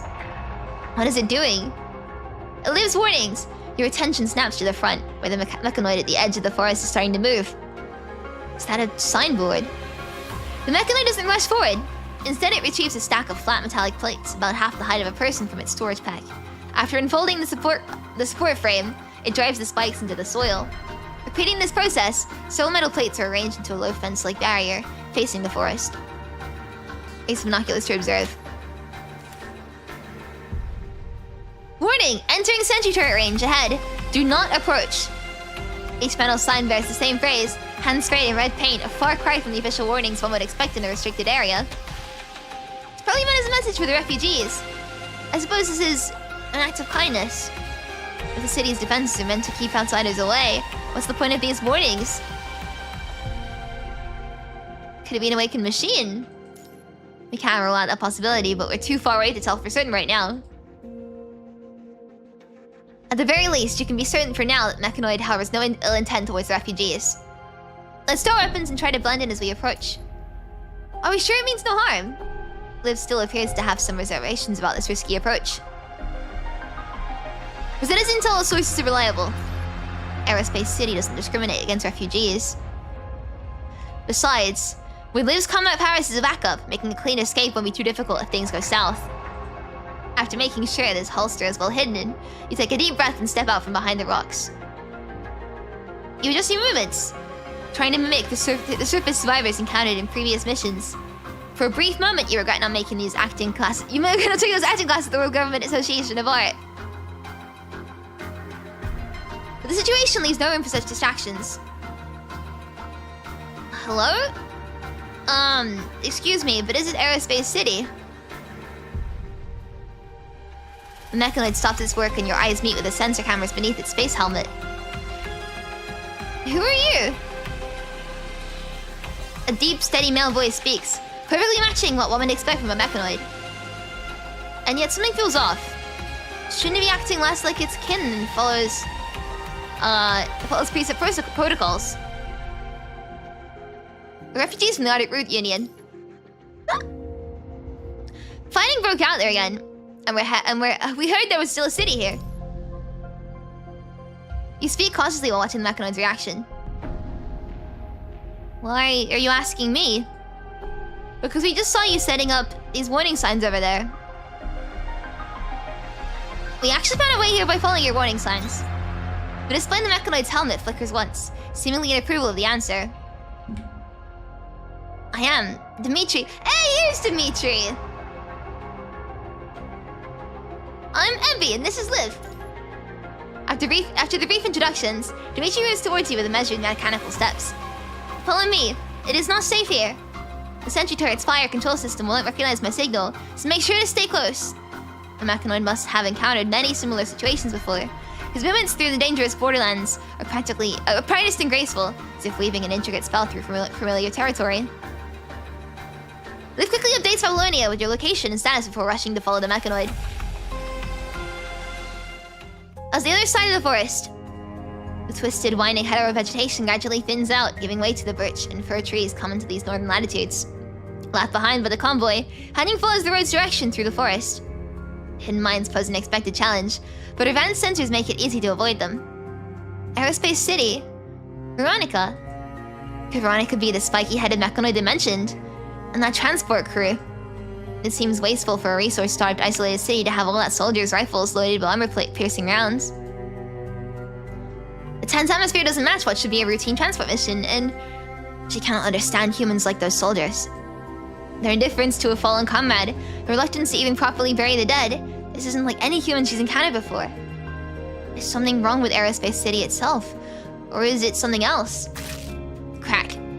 A sharp crack echoes from the other end of the forest, like the sound of a bamboo pole being split in two. But this is far from the subtropical environment suited for bamboo forests, and the perilous minefield is clearly no place for practicing martial arts. A series of dull thuds follows in rapid succession, barely masking desperate hoarse shouts in the background. Oh, I misread it. It's gunfire tearing through the air. It's the convoy from before! The highway leading to Aerospace City remains the only lead, but the encounters along the way blur the lines between reality and illusion. She rushes towards the source of the sound. An eerie silence blankets the forest. Massive trees loom in the black smoke, their needles swaying gently, trembling as if in fear. The stench of burnt, rotting wood permeates the air as an unsettling presence closes in from all directions. It's all mechanoids here. Contrary to her expectations, she finds no destroyed transport vehicles or human casualties at the attack site. Scorched metal casings lie scattered throughout the forest, staining the moss black. Fractured circuits burst from the mechanical shells, and the neatly rounded holes, marked with traces of molten damage, are unmistakably the work of armor-piercing rounds. The scattered mechanoids emit monstrous, monotonous buzzing sounds, as if still struggling to return to normal operation. Like the unconscious moans of someone on their deathbed.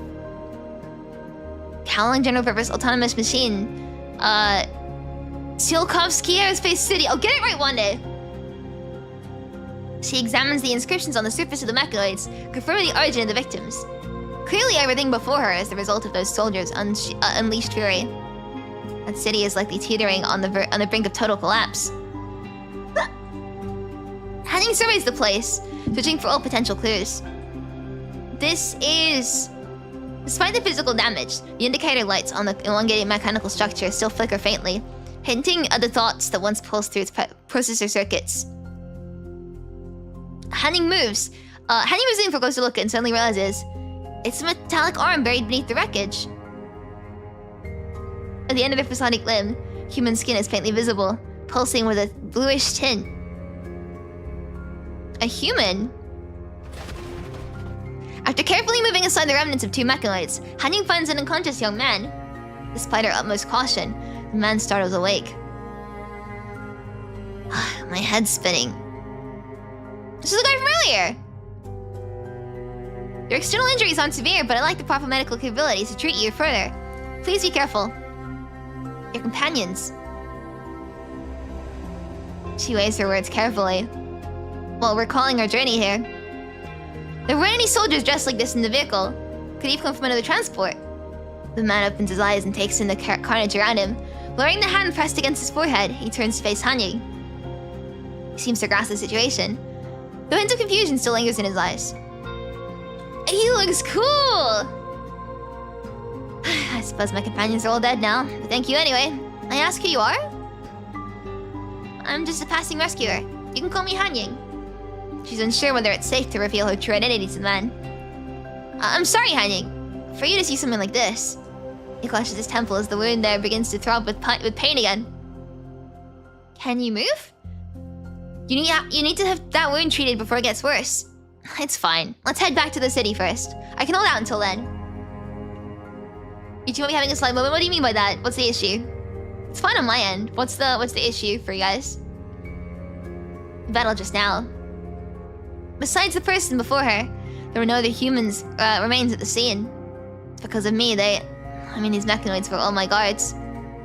The young man breaks into a fit of heavy coughing, seemingly having suffered severe internal wounds. He looks around warily, hesitates for a moment, and speaks again. Pardon me for introducing myself earlier. It is the governor! I was wondering if it was. I'm Alexei, the current governor of this city. These soldiers were humans who deserted from Aerospace City. They suspected me of being a traitor and attacked me, hoping to reclaim the city for themselves. These... Are they all gone? Ignoring his own wounds, Alexei's eyes linger on the fallen mechanoids scattered across the ground. His face etched with sorrow. Some can still be repaired, but the others... Even for mechanoids, a destroyed core means death. It's as final as it is for humans. This is all my fault. Please take me back to the city quickly. I'll find people to help them. The young man struggles to his feet with Hanying's support. I'm sorry to trouble you like this when we've only just met. It's alright. The conflicting information makes it difficult for Hanying to take a clear stance. She maintains a calculated silence, following Alexei's lead as they weave through the towering trees. No matter what, she has never let her guard down. As they reach the forest edge, a vast expanse of frozen tundra suddenly unfolds before them. The road stretches towards the horizon, ending beneath the arched gateway of the towering city walls. The majestic silver structure soars upwards, piercing through the misty clouds above. Tsiolkovsky Aerospace City, once the Earth's eye gazing at the stars. Any further ahead, it will be in range of the defense system. I have an identification chip inside me, so it won't target me. As for you, my guest, by the roadside, an off-road vehicle with Aerospace City marked on its door is parked next to the guardrail. Please get in. Get out and sleep. This creature seems always so nicely. Abby's reading you a bedtime story. Hey, yeah, hi, I'm a girl at bedtime story. Hope you get some good rest, though. I'll calm my brain. I was gonna say something else and I immediately forgot it. Good night! As they draw closer to the city gates, Hanying begins to truly grasp the sheer scale of the city. The city walls, studded with sentry turrets, cast their shadow across the highway, soon engulfing everything in darkness as they blot out the sky completely. The towering wall stretches endlessly as far as the eye can see, completely obscuring the buildings that are visible from a distance. The off-road vehicle soon reaches the checkpoint, where Alexi's influence allows this unauthorized passenger to pass through the mechanoid guards with ease. As they cross into the archway, the city's interior finally reveals itself in full view. Here we are, Aerospace City. A peculiar expression crosses his face, pride and sorrow intertwining his features. Small groups of mechanoids traverse the entrance plaza with mechanical precision, their movements perfectly coordinated yet devoid of any semblance of life. Suspended atop concrete pillars and massive machinery, the ground-based deck resembles a launch rail. Its immense scale making even the distant launch towers appear modest in comparison. Just a moment, please. The vehicle briefly stops at the city gate, where Alexei exchanges a few words with the mechanoid guard. After the guard departs, two small vehicles depart from the city shortly after. I must now prepare the mechanoid guards outside the city. We should also keep an eye on the rebels' movements. We can't let them harm any more people. Of course. She offers a courteous nod. Now, allow me to give my guest from Kowloon a tour of the city. Are you sure you're alright with those injuries? That's fine. Dealing with rebels is more urgent. Besides, I need to know what really happened here. A flicker of shadowy, unreadable intent passes through the young man's violet eyes. Along every street, they spot facilities resembling residential buildings, dilapidated letterboxes hanging from walls and porches. These structures appear to be where the researchers once lived. The entrance halls, which should be bustling with activity, now stand in dead silence. No footsteps or casual conversations echo through the corridors. The empty windows remain devoid of any curious human onlookers. Stiff-moving mechanoids frequently pass by on both sides of the road. They move swiftly, driven by their programming to execute urgent tasks, too busy to spare even a moment for the lifeless streets of this dead city. Just like busy pedestrians, aren't they? I want to believe him. I think he's telling the truth. I understand your analogy, but where are the human residents of the city? According to the human soldiers outside the city known as rebels, the city is not as deserted as it seems. You mentioned the human rebels earlier, so no need to worry. You'll meet them soon enough. The stories from the cargo crew soldiers are incompatible with the statement of the self-proclaimed governor of the city. The young man shows no rush to explain himself, instead taking his time as if proudly presenting a prized creation. They arrive at a street corner where the platform-like structure stands. The mechanoids are docked there, pull power cables from the charging stations, plug them into ports on their sides, and flip the power switches. Hanying suddenly realizes what looks like a rain shelter above the platform is actually a solar panel array. Have these facilities always been here in the city? Yes. Every time I see these facilities, I'm amazed by how automated this city is.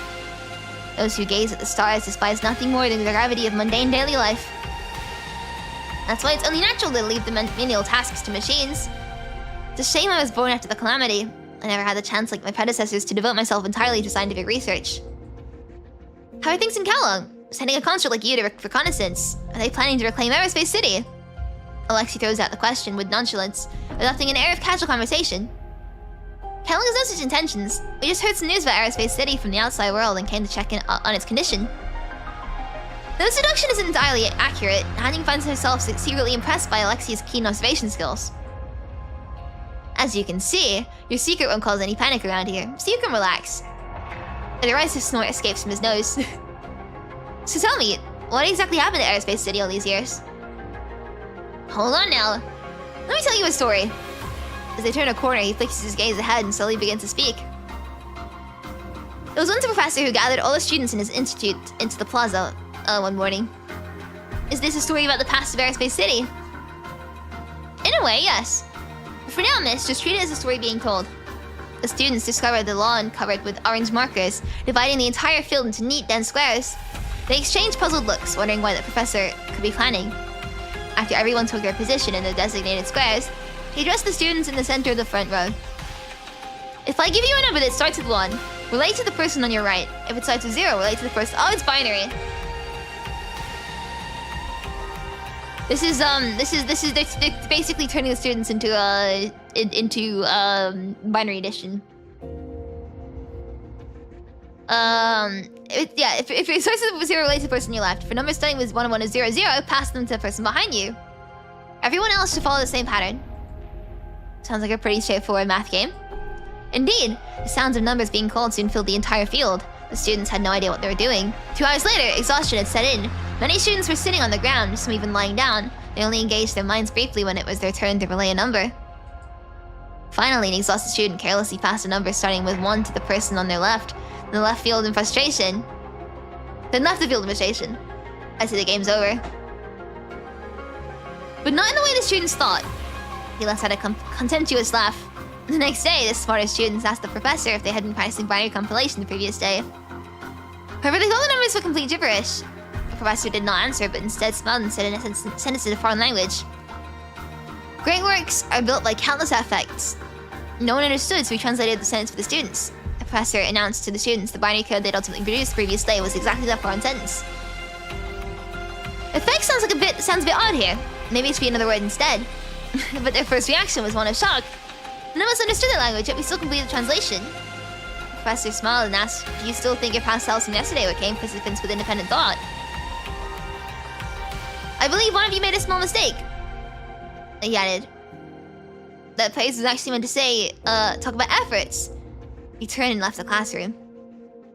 Alexei doesn't say anything more, while Hanying stays quiet. It's unclear whether she truly comprehends his intentions or not.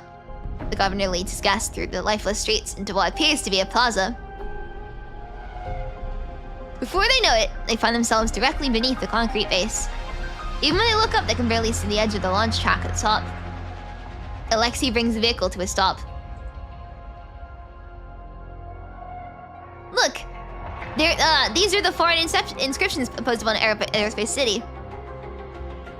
He stares at the magnificent structure in fascination, seemingly oblivious to its own injuries.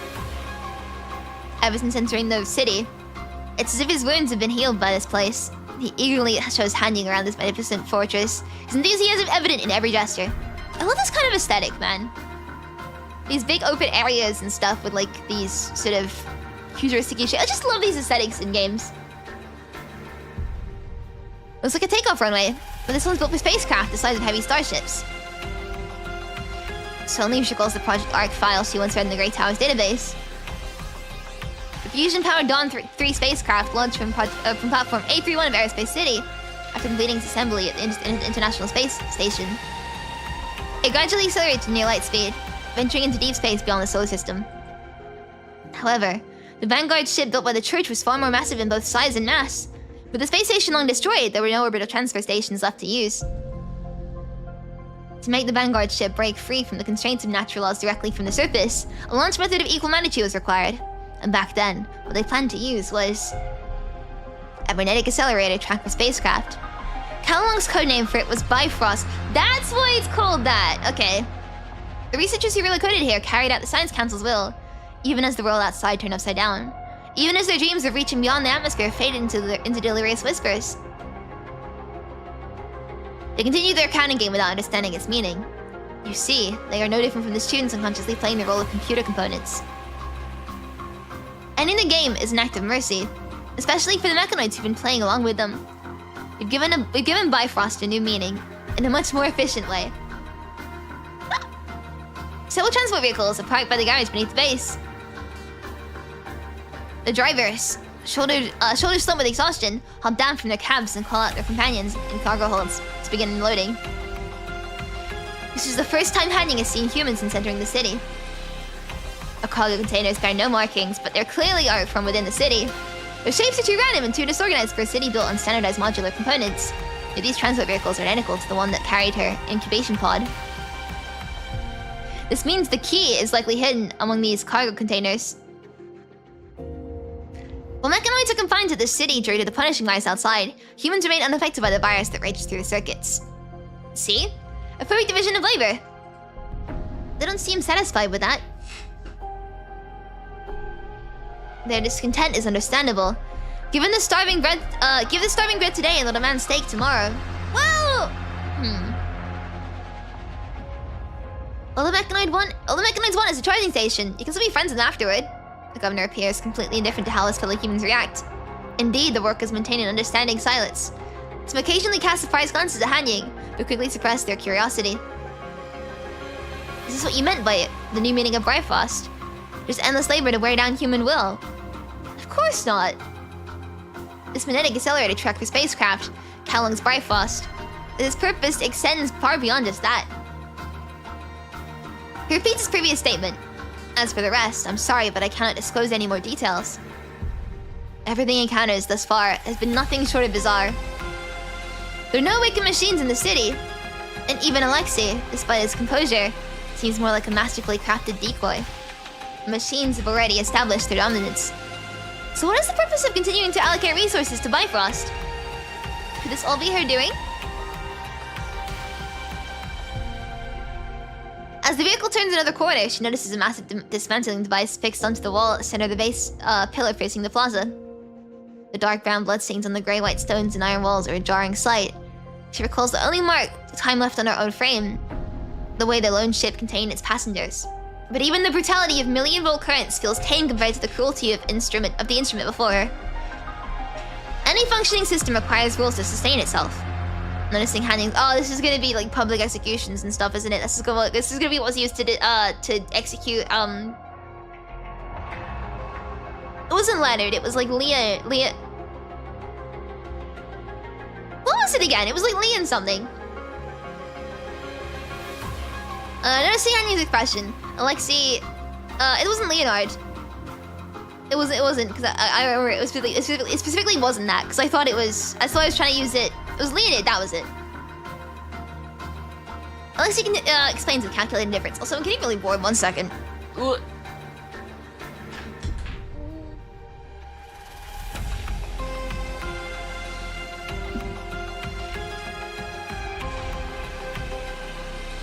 I'm putting my hot water bottle back under my bed so I can keep it nice and toasty. A mechanoid from passing formation suddenly comes to a halt in the plaza, despite there being no charging stations nearby. Its mechanical frame is wrapped in spacesuit like protective gear, with sensors completely enclosed within the helmet. An inscription on the helmet's crown appears to be its name. Dimitri! The mechanoid turns towards the dismantling equipment, its upper body tilting toward in a measured arc. That's... She's about to conclude that she has discovered the singularity within the static realm. The young man's brow furrows with irritation as he tries to dodge the question. Just a common programming error. At the summit of the towering spire overlooking the city, another witness observes this little ceremony in silence. Her attitude towards the mechanoid borders on contempt. Just a low-life's pathetic act.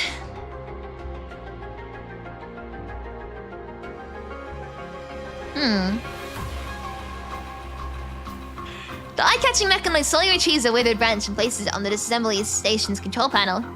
Hanying recognizes the plant. It's black crowberry, an Arctic perennial. In the warmer eastern regions of Kowloon, its distant cousin known as the azalea. While these flowers often carry messages of remembrance, they were never meant for mourning.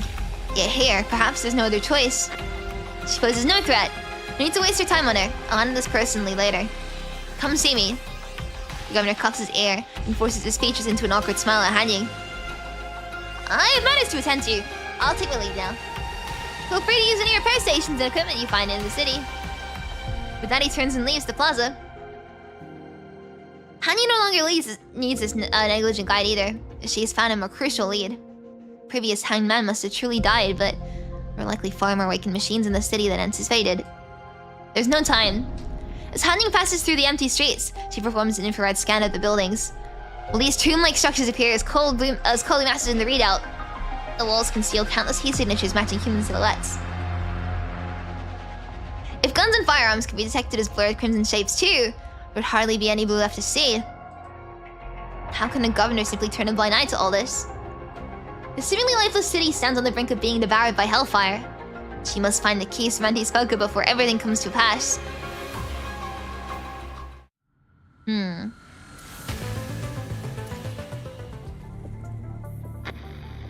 Come see me. For a moment, his mind drifts into a daze. A cold wind bites sharply as he doubles over, coughing. The wounds from the earlier attack begin to throb with a delay. Did I black out again? Come see me. The voice through the comms carries a hint of impatience. Got it, Veronica. Ah, it is. No further instructions come from the other end. Step by step, his boots crunch through the snow as he ascends the stairs like a pilgrim on a sacred journey. From this high rooftop, the snow-blanketed cityscape unfolds beneath, stretching as far as the eye can see. The wind howls past as he comes to a halt, keeping a safe distance from the building's edge. Oh, his eyes changed color as well! His eyes are green now! You know what to report. The speaker remains facing away, with the wind and snow whipping between them like a wall. I'm guessing his body was like taken over by something then, right?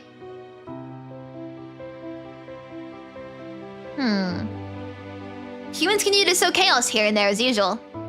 There's an almost imperceptible complexity in his tone now, making him seem like a different person from when he entered the city not long ago. Yeah, because his eyes are different now.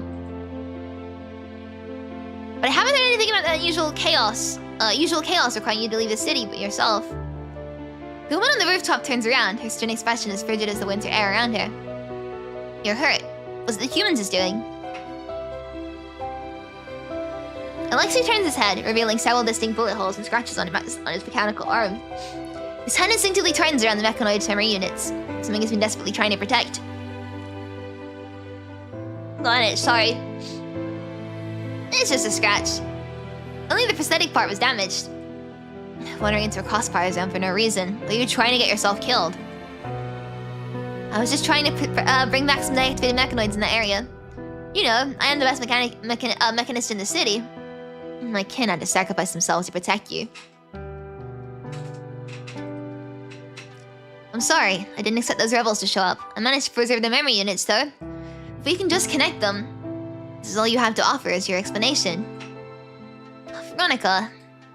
He lets out a soft sigh. Tell me the truth. When I regained consciousness, I was already outside the city. It's been happening more often lately.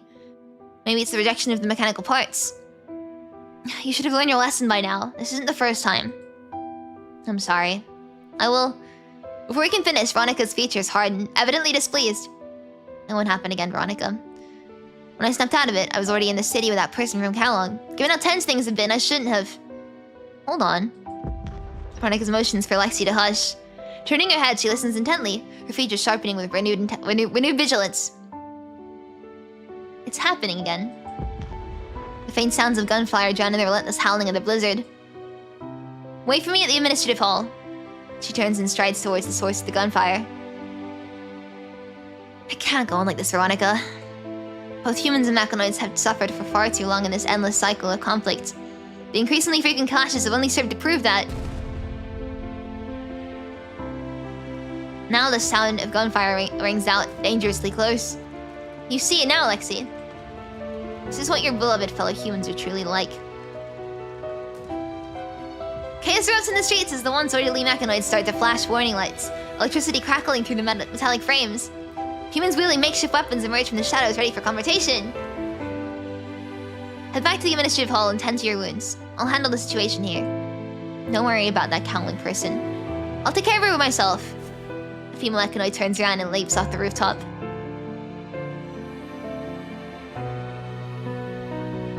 After parting ways with Lexi, Hanying walks alone through the snow-dusted streets. Most mechanoids in the city seem to merely follow their preset programming, or perhaps they're acting on someone's directives. but she finds that aerospace mechanoid from earlier rather peculiar. Despite there being no charging station, it stopped on its own and bound towards that execution ground. Such behavior resembles that of an awkward machine. If she could talk to it, she might learn more about the city.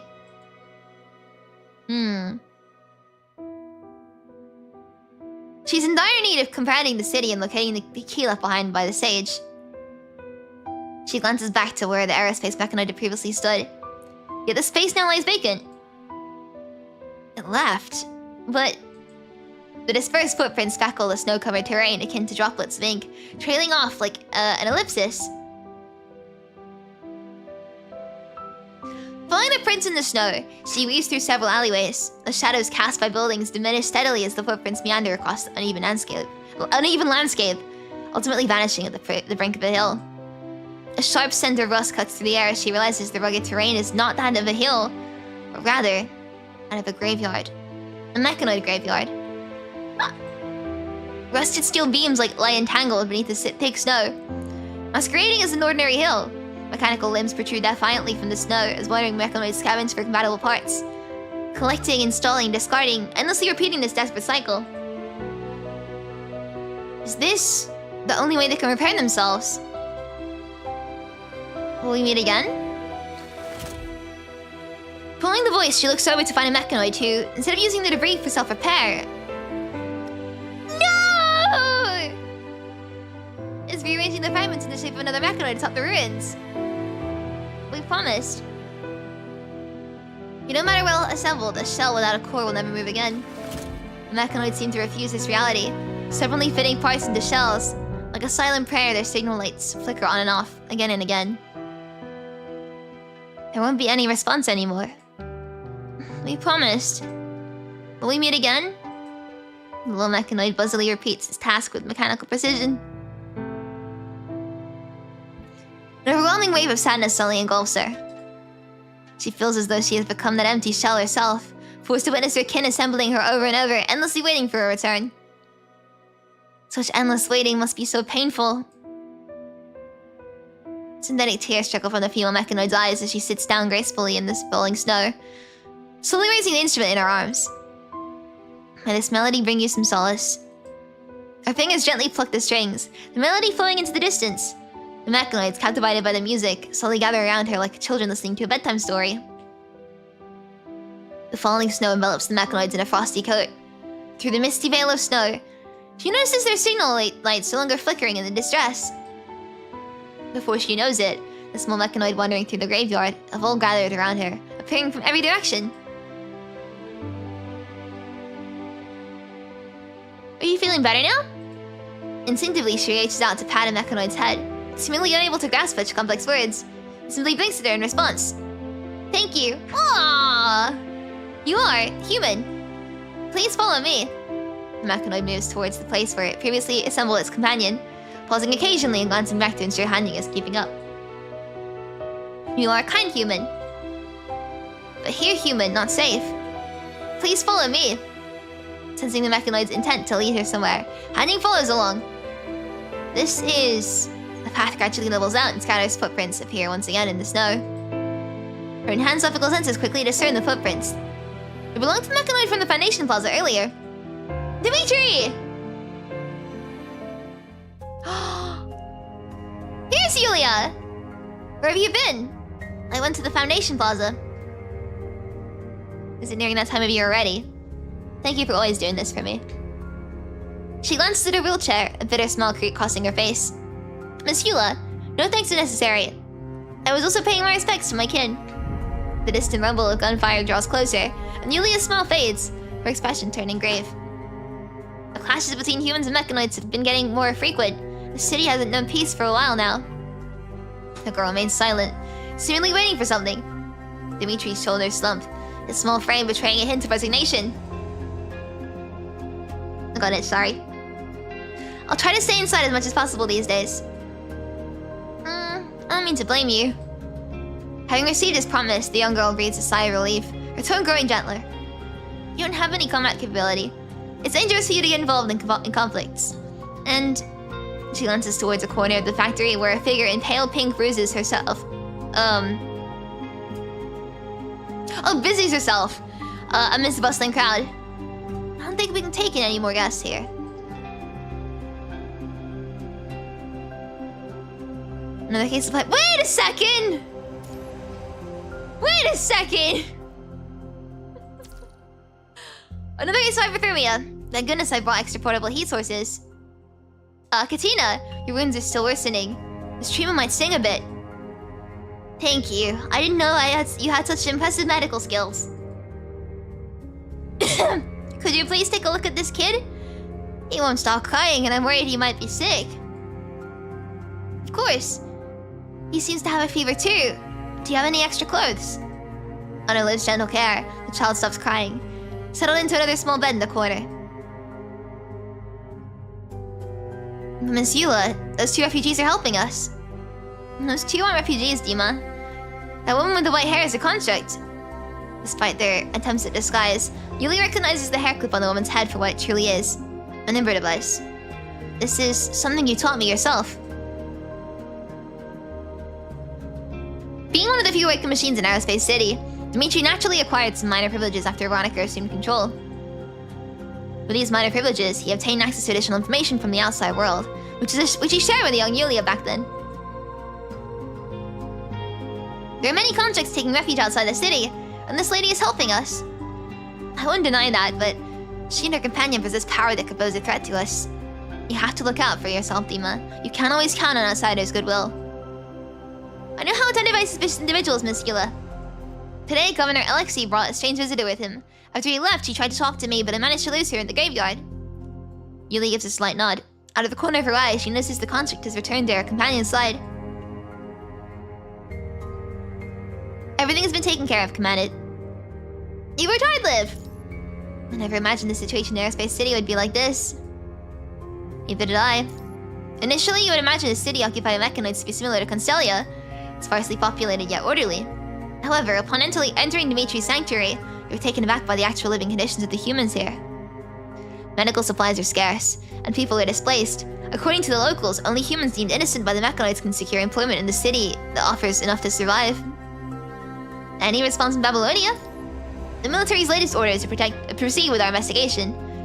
Since this doesn't entail a direct conflict with Babylonia, they likely won't send people into the city anytime soon. Let's see how things play out first. Investigating Aerospace City is just one aspect of the mission. The communication from Asima before departure springs to your mind. Skolkovsky Aerospace City. You should be aware of this location. I don't remember it, because I've got no memory. It oversaw the launch mission of Dawn 3 spacecraft and conducted the research, development, and technical verification of Eden 1. The city holds considerable strategic importance. Try to understand the situation inside thoroughly. The data isn't accurate. The final structure being constructed in Aerospace City should be that. Project Covenant Bifrost. Give me as much detailed information about it as possible. You have my thanks. Clomp, clomp. What a funny onomatopoeia. From outside, a strange sound reaches your ears, interrupting your contemplation. Liv, be on guard. I'm on it, sorry. Understood. Despite that indoor clamor, footsteps echo loudly through the empty corridor leading to the factory. Who's there? Dima, hide yourself first! Yulia grabs Dimitri's arm and urges him to hide away. Not many know about this place. I'll stay to check if they're friend or foe. You need to hide, now! No, Miss Yula. You should go first, and... He maximizes his voice output capacity and shouts towards the crowd. An unknown signal detected... An unknown signal detected is approaching! Everyone, please take cover! Panic erupts through the crowd as people push and shove their way towards the emergency exit. Hurry, Dima! You need to get out of here too! An unusual hit of anxiety seeps into Yulia's voice as she palms the mechanoid beside her, all while drawing the gun mounted on her wheelchair. The rusty iron door lets out a hoarse screech, setting everyone's nerves on edge. The once noisy crowd now stands frozen in place, afraid to make even the slightest sound. A small mechanoid peeks out from behind the corner of the door. Nia? It's you. The crowd, seemingly acquainted with the small mechanoid, starts to stir back to life as the iron door creaks open wider. Pardon my intrusion. A woman in traditional cowling attire approaches before the crowd, or appears before the crowd. few minutes ago. Small mechanoid's path mysteriously matches the footprint on the ground. Following its lead, Hanying enters an abandoned factory. Distant voices and commotion reverberates through that space. Still some distance away from her position. Humans? The biosignatures don't lie. Dozens of humans are hiding within this derelict factory. Clomp, clomp. The mechanoid... Such a funny onomatopoeia, man. The mechanoid's footprints echo through the entire empty factory. Suddenly she notices an eerie silence has fallen. The previous commotion is dissipated, as though everyone is holding their breath, anticipating her arrival. They seem to have marked her as an intruder. Even though the small mechanoid has guided her here, the intention of those residing inside remain unclear. She ought to remain on guard. She cautiously pushes open the rust-covered iron door, revealing several ranged weapons aimed at her. Her gaze sweeps across the room before settling on a human wearing basic combat gear. Graven Commandant, it's you! Hanying? Even though you find this frame unfamiliar, there's something about her face that confirms her identity.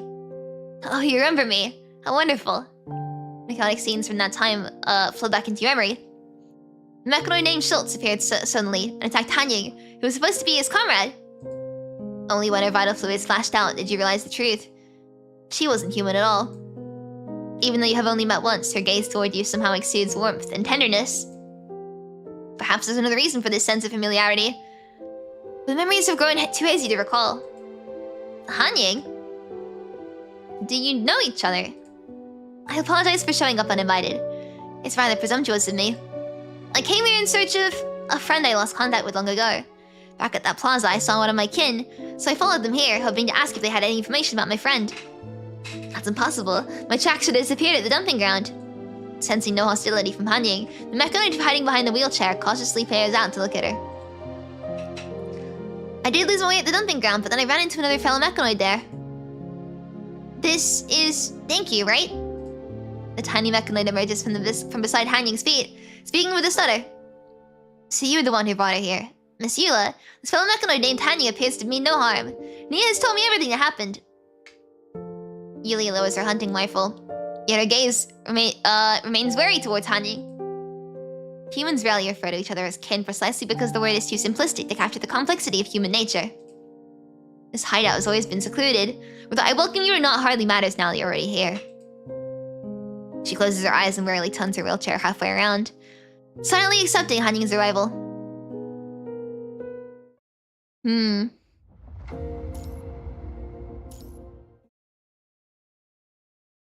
Dimitri, the aerospace mechanoid, shifts his gaze towards the frail young girl who has distanced herself from the others. Miss Eula! Letting out a soft sigh, Yulia waves her hand once more. Knowing that her silence is approval, Dimitri turns to Hanying and speaks deliberately. Pardon my forwardness, Hanying. While I'm grateful for your help with Nia, there are still some matters I would like you to clarify. Back at the Foundation Plaza, I saw you entering the city with Governor Alexei. Do you know him? I ran into him in the woods outside the city.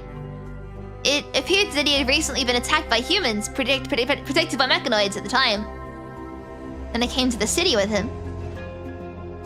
Hanying waits patiently as the mechanoid in front of her processes her words for truthfulness, its screen flickering. Hanying, thank you for your honesty. A brief green light flashes across Dimitri's screen. He's verified that Hanying is telling the truth. This could be favorable for us. So the one you're hiding from is Governor Alexei? That's correct. But Alexei is human. Why do we have to hide here? Why do we have to struggle so hard just to live? The wheelchair slowly turns around, yet Yulia's voice remains as distant as ever. She looks around at the dozens of people squeezed into the cramped factory floor. Despite being called a sanctuary, the facility is so rudimentary that multiple people must share a single blanket for warmth. I'm gonna share with Lee.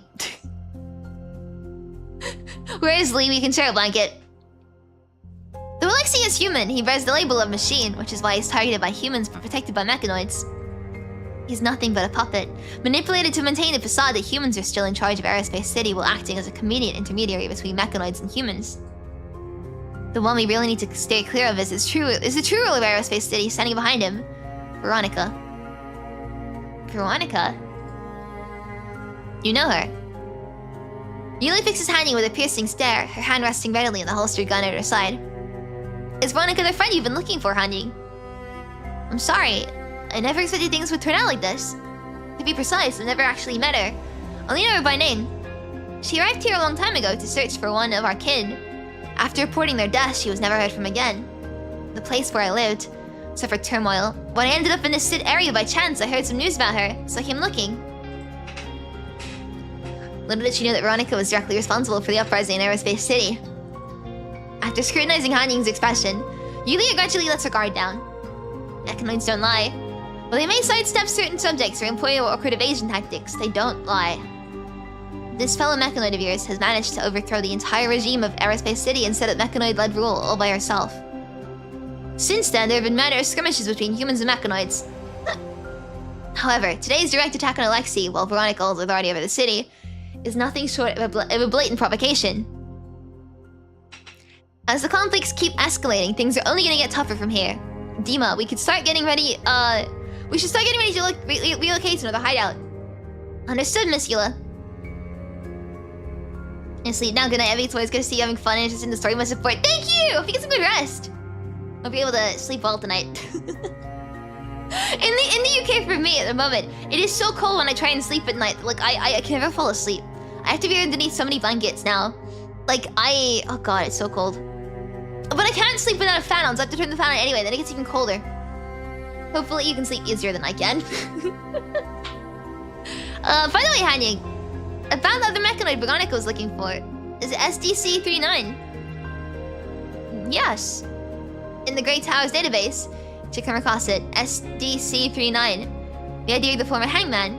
It disappeared from a distance before ever having a true name of its own. The lost mechanoid here was never brought back. The countless bodies at the dumping ground, and the city now taken over by mechanoids. She's nearly reconstructed the entire puzzle from these scattered truths. The only missing piece is a conclusive confirmation. Have a heater in pajamas? Yeah. I need thicker pajamas. My pajamas are like, very thin. I have the same ones all year round. I should probably get thick ones for winter. But I have so many blankets. Man, it's so cold at night. What in the world happened during that time? Bifrost happened. Dimitri opened a slender crevice in the window. Through this minute opening, a colossal bridge stretches across the heavens, visible even from this confined factory space. A magnetic acceleration track for spacecraft. Cowling's codename for it was Bifrost.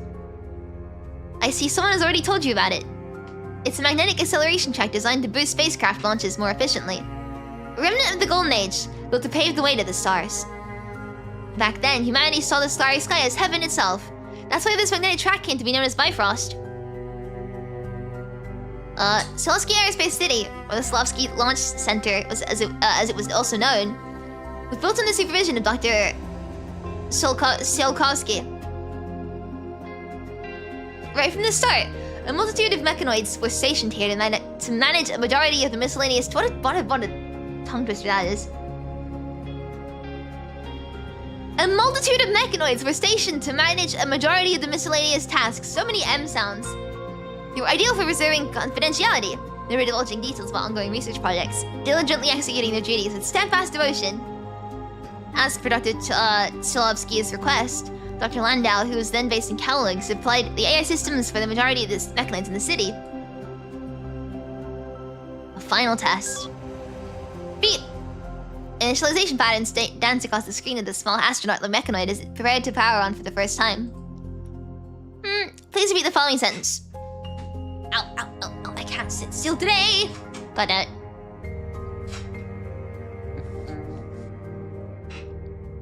this is what he was meant to say, and then this is what he was repeating at the execution.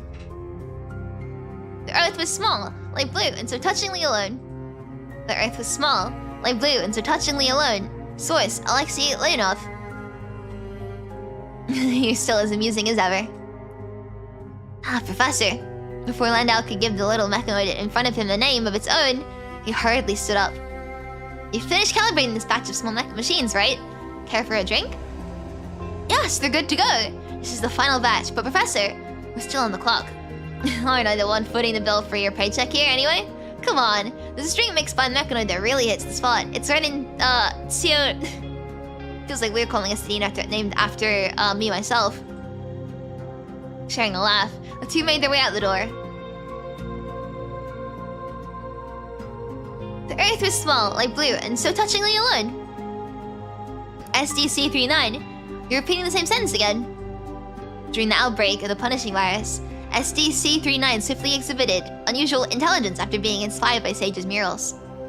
It all began when SDC-39 voluntarily brought medicine in a glass of water to the deputy director, who couldn't issue commands due to an asthma attack. Later on, people found out that he often sneaked off to Bifrost during his designated sleep mode hours. When forcibly reactivated, Dimitri found himself dragged back here once again by SDC-39. My power levels should be insufficient to activate. I helped you recharge. Having awakened earlier, SDC-39 clearly had a better grasp of language. Why? You're my kin, Dimitri. It's my duty to help you. Why here? Though Dimitri struggled to voice his doubts, SDC-39 clearly perceived this confusion. This place, it's beautiful. Just like this. He looked at Dimitri's screen, one identical to his own, tilting Dimitri's visual module upwards. Stars. Yeah, stars. The Earth. Would it look like this from space? A tiny blue star. Well, the Earth isn't a star, so... Once Bifrost is built, we'll be able to go see it for ourselves. My hiccups are so bad, man. Oh god. We. Yes, we. Humans and mechanoids, we. After the punishing outbreak, Aerospace City sealed itself off entirely once the central verification building was completed. With the assistance of mechanoids, the construction of Bifrost advanced rapidly. SDC-39 always worked hard, teaching us many things that, during work breaks. But humans were too consumed by fear back then to care about what mechanoids were thinking. All they wanted were obedient slaves. Having our own thoughts was an error. Taking our own actions was also an error. They took 39 away. He falls into an unusual silence, seemingly unwilling to speak more of the past as Yulia turns around with a sigh. The research team of Aerospace City, led by my father, discovered traces of the punishing virus in SDC-39's Atlantis report. That's impossible. Awakened machines wouldn't... But they disposed of SDC-39. Yulia will never forget the sight of that frenzied female mechanoid breaking out of the central laboratory. She seemed like divine retribution personified, so to punish all the absurdity of this place. Dad, who is she?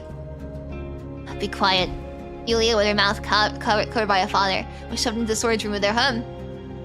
Soon after, the female mechanoid who called herself Veronica took control of the central command system, swiftly overthrowing human dominance and establishing a mechanoid society. I'm sorry. You don't need to apologize for her actions. Yulia's face remains expressionless. In order to maintain communication with humans, Alexei, once a human researcher, became the puppet governor of the city. Of course, humans were not allowed to bow down to mechanoid rule. They banded together to create a resistance force and force my father to become their leader. She speaks these words with evident detachment, as if she herself stands apart from humanity. And so, he died at the very spot where SDC-39 was executed. Sorry. As I said, there's no need for you to apologize. Every wrongdoing must be accounted for, and every action comes with a price. But some tragedies should never be allowed to repeat themselves. She doesn't specify what she's referring to, simply gazing at where Dimitri stands in silence. I understand, Miss Yulia, but with the ongoing conflicts, many refugees have been displaced. Apart from Aerospace City, there are hardly any safe shelters around here for humans. A pleasure that only humans can appreciate. Despite being kin, they're still unwilling to plunge the peaceful lives of others into the thick of darkness of gunpowder and smoke. Yulia! Resistance activity has been spotted in the dumping ground. Weariness floods her hollow eyes. How many times have they come knocking at our door now? Before Dimitri can speak, a deep voice cuts in with the answer. What a question. Looks like our visits have been giving you quite a headache, Yulia. The leader stands confidently outside the factory entrance, gesturing for his soldiers to lower their weapons. Sure, you might have a bit of a nuisance before, but things have changed this time. Relax, Yulia. No need to be so impatient. Things have changed this time. Relax, Yulia. No need to be impatient. She mechanically echoes the leader's words. This is your 5th visit, and I've heard that line 4 times already. You bet. That's because I'm quite the persistent one. He lets out a few raspy, self-satisfied chuckles, evidently content with his own behavior. Let's cut to the chase. Our successful strike against Alexei shows that our uprising isn't all hopeless. You clearly have a misguided understanding of what hope means. She's already heard this bad news from Hanying. I get it, what you're trying to say, but Alexei is just a puppet, and our resistance is pointless as long as Veronica is in charge. But just like in chess, we need to move our pieces carefully, one step at a time. At the very least, we made a strong move by putting a good scare into that traitor to humanity. In that case, congratulations. I'll take that as praise from our future ally. Yulia, what I'm saying is that your strength is just as crucial. If you join us in the fight, we can move forward together, taking another big step. One piece alone in the board seldom wins. But if we unite our forces, I'm confident we can win this game. I promise you, we won't let this tragedy that befell your father repeat itself. My father? His smile freezes, tinged with a touch of coldness. Yes, Leonid was someone I deeply admired. He fought bravely, putting everything on the line for the future of Aerospace City and all of humanity. As his daughter, I believe you can carry just as much strength as he did.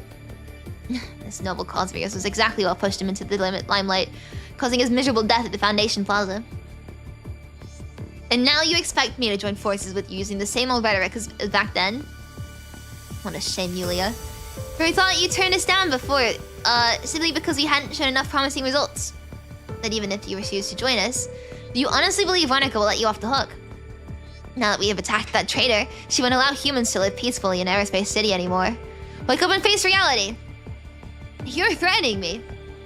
I'm inviting you to witness the rebirth of Aerospace City. With just the handful of people you have? And of course, there's your group too, Yulia. The Resistance leader steps forward, his eyes gleaming with menace. That's far from enough. Upon thorough consideration, intervention appears necessary to you. With Yulia at a disadvantage, there's a possibility of the resistance group surrounding the area, putting both Liv and yourself in danger as well. And who might you be now? The middle-aged man fixes his menacing gaze upon you.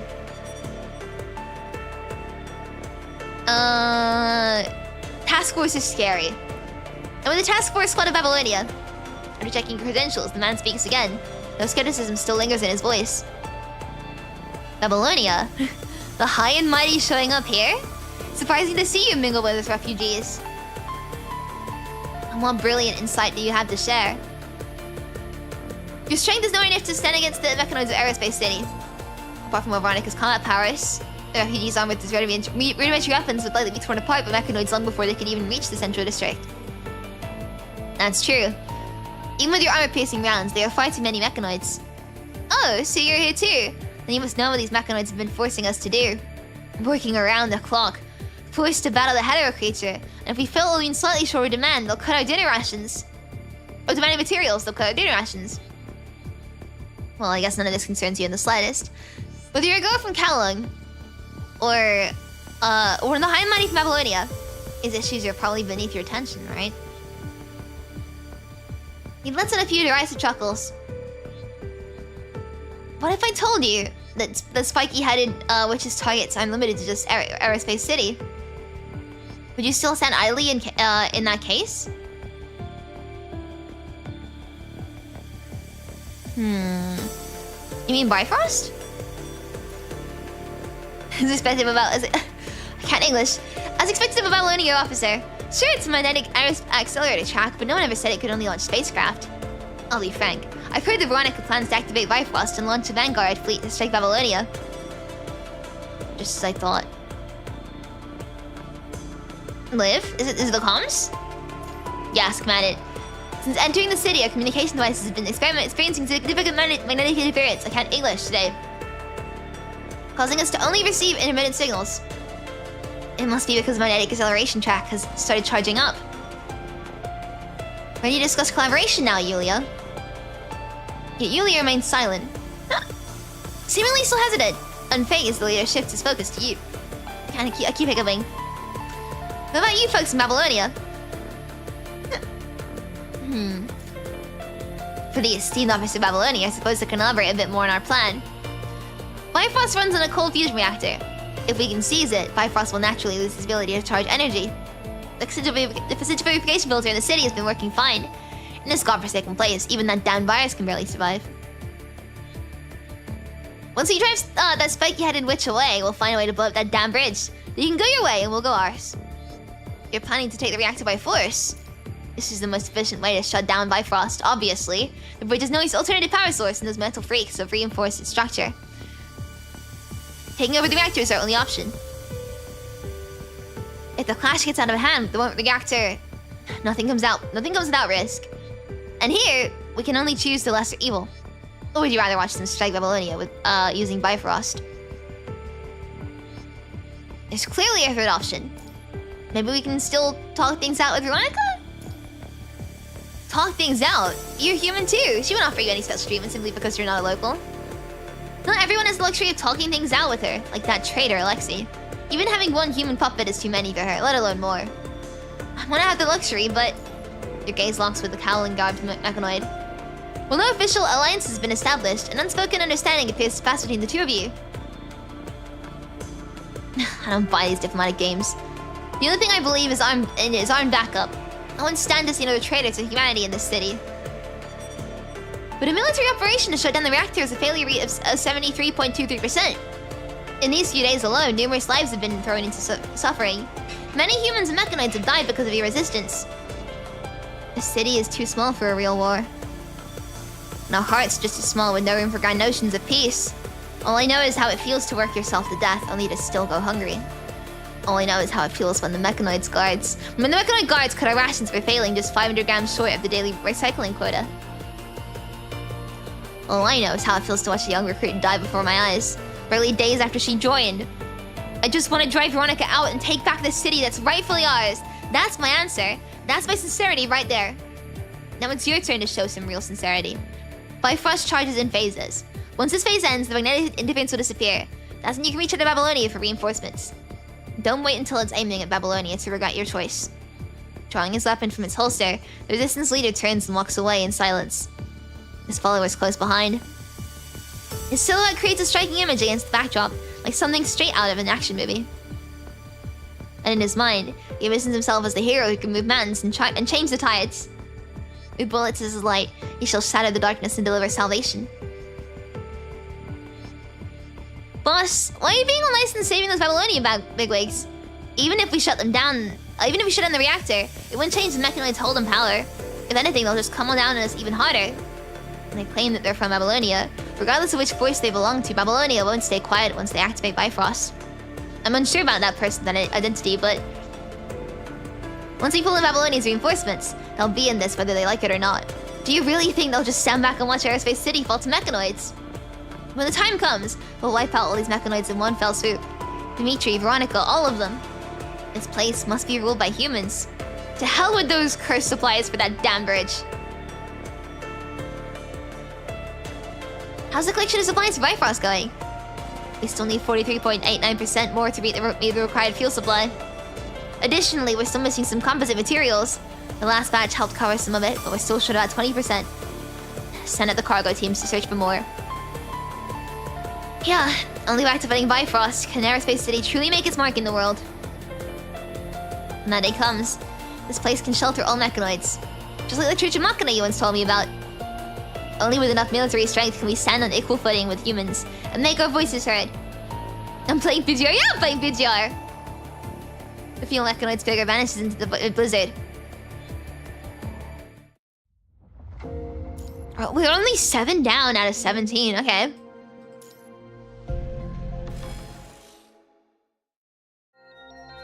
After the resistance group leaves, Yulia closes her eyes wearily. What a lively scene. Despite her words, there isn't a trace of liveliness reflected in her expression. The cowling mechanoid, the organized resistance force, and the 2 officers from Babylonia. A lady from Cowling comes looking for someone, while the resistance group comes seeking alliances. As for you 2 officers, while I haven't directly asked out your intentions, I have a fair idea of why you're here. Since you didn't bring any notable combat units with you, it's obvious you're not here to join the resistance in battle. I suppose you're just on a reconnaissance mission of this city. Isn't it frustrating, getting pulled into such a mess out of the blue? That's exactly why we need your assistance. How flattering that someone better than like me could be of any use to you. Yulia's voice remains perfectly calm, betraying no emotion. Despite the facility's remote location, based on your judgment of the city situation, You actually possess quite a bit of intelligence. But in the end, I'm just someone confined to a wheelchair. Not for that, we might have met at the resistance camp instead of having to settle for this rundown shack. She remains non-committal, as if waiting for sufficient leverage to emerge. One of your wishes is to bring peace back to the city and shield its people from the war, isn't it? She closed her eyes, taking a moment to contemplate. I'm willing to provide essential intelligence. Just that, nothing more. Thank you for your understanding, Yulia. Regarding Veronica, the true ruler of this place, do you know anything about her? Resistance leader might have stretched the truth on many counts, but there's one thing he was spot on about. By siding with humans, you'll never get the chance to speak with her directly. Her prejudice against humans runs far deeper than you can imagine. That's one reason why, despite holding real power, she's installed a human puppet as a figurehead. Essentially, it's the way to minimize the hassle of dealing with humans directly. Wow! Of course, this could also be an opportunity for us. That traitor, Alexei. He might be someone we could have a real conversation with. The governor? Yes. Despite being branded a human traitor, he's done a lot to alleviate the tensions between humans and mechanoids ever since they assumed control of the city. Ideally, under Veronica's rules, humans were subjected to the mechanoid work standards, working 20 hours a day with only 4 hours allocated for recharging. It was Alexei who continuously pushed Veronica's boundaries, eventually negotiating it down to 12 hours. But according to the resistance, people now have to complete a full 24-hour shift before receiving a rest. Yes, what I said was only the beginning. Recent policies have become increasingly harsh. Working hours have been stretched to a full 24 hours, with only one minimal rest allowed after finishing a shift. Human cargo teams are also being forced to enter corrupted zones to gather resources. That's why the resistance has been growing more radical lately. I believe Alexei can only act as a mediator. Although he may not have the power to directly sway Veronica's authority, he could still negotiate to some degree. If you're thinking about having a conversation, this is pretty much your best bet. Thank you for sharing this with us. As dusk settles in, shadows begin to stretch across Yulia's face, veiling her features in darkness. I've got my hiccups. I'm telling you all this just to show you how difficult your goal truly is. The conflicts in the city are escalating by the day. It's already a struggle just to survive amidst the chaos. I won't help you any further. All I want is to look out for myself. Someone who only looks out for themselves wouldn't be so well informed about the city. If you're that curious, I could share even more when my symptoms flare up each day. When my symptoms flare up each day. How much it hurts, how long the pain lasts, and why I'm bound to this wheelchair. These are the things I know best. What's the use? Fixating only on my illness won't help me survive in this city. Everything I know is just another leverage to keep myself alive in these chaotic times. But she says myself, her gaze unmistakably drifts towards the mechanoid named Dimitri. Perhaps the definition of myself extends beyond just herself. As for everything else, I have no desire to get involved whatsoever. Yulia turns away, and the aerospace mechanoid by her side gives a subtle bow before trailing after her into the shadows. Commandant, what should we do now? We'll have a proper talk with Alexei. Silkovsky Aerospace City holds things Babylonia needs. From the launch date of Dawn 3 to the fusion reactors stored here, and even Bifrost itself. Regardless of the city's current stance, establishing a contact with its English is so difficult, man. Regardless of the city's current stance, establishing contact with its ostensible leader is imperative to gather further insights. While this action carries inherent risks, it's worth attempting since you have the means to retreat safely if necessary. Even if Alexei agrees to David's proposal, Veronica, the one with the real authority, may not necessarily follow his suggestion. Whether we succeed or not, we can still gather new intelligence from him. Of course, having a direct conversation with Veronica could greatly improve our odds. I'll try to speak with Veronica. You turn to look at the cowling mechanoid, locking eyes with her as she walks toward you. Hanying? Commandant, live. I don't wish to see the city descend into conflict between humans and mechanoids either. I can speak to Veronica. There are a few things I need to confirm with her anyway. Based on the city history Dimitri shared, Veronica's anger is not entirely groundless. Hanying, I'm really sorry for what humans have done to harm the mechanoids. No, it's not your fault, Commandant. It's not that I can't understand Veronica's anger. It's mechanoids are my kin after all. A flicker of hesitation appears in Hanying's eyes, but vanishes just as quickly. I'm merely a bystander in all of this. While I can feel the sorrow of the mechanoids, I've also witnessed the suffering of humans. The dark chocolate in her bag stands as a testament to that short-lived friendship. It might sound hypocritical, but I really want to work towards peace in this conflict. Even in a place like this, the possibility of humans and mechanoids coexisting still stands. Don't you think? She gazes at the factory in the distance. The refugees are preparing to relocate while Dimitri, having settled Yulia, navigates busily through the crowd. So I believe we can figure out a way for mechanoids and humans to live together peacefully in this city. I'll talk to Veronica as a fellow mechanoid. We share a common background. I'm sure she'll at least hear what I have to say. I'll leave it to you then. Rest assured. That's our current plan, Consumenties. Bifrost interference persists, causing the communication signal to fade in and out. I head into your location. What's the situation with the church? It's complicated. Explain when we meet. Everyone is fine. By the way, should I tell the Graven Commandant about the key?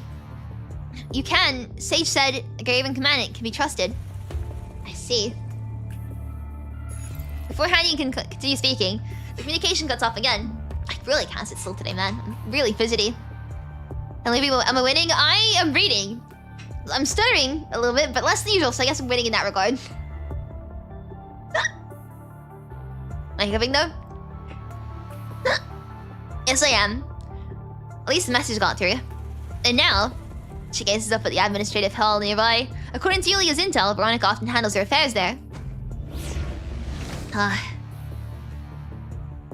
Dark ripples spread from the center of her vision module, while a subtle ache seeps through her sensors. Could it be the after effects forcing my friend to activate?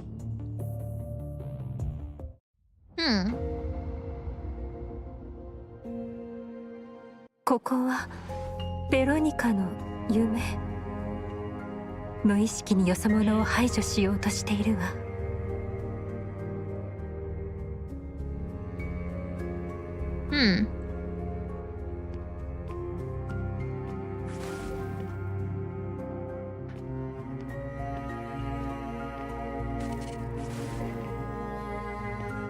私を導いてくれるかも。でもその分拒絶反応も強まるはず。Let's go into it. ここにはいくつか無境のかけらがあるかもしれないわ。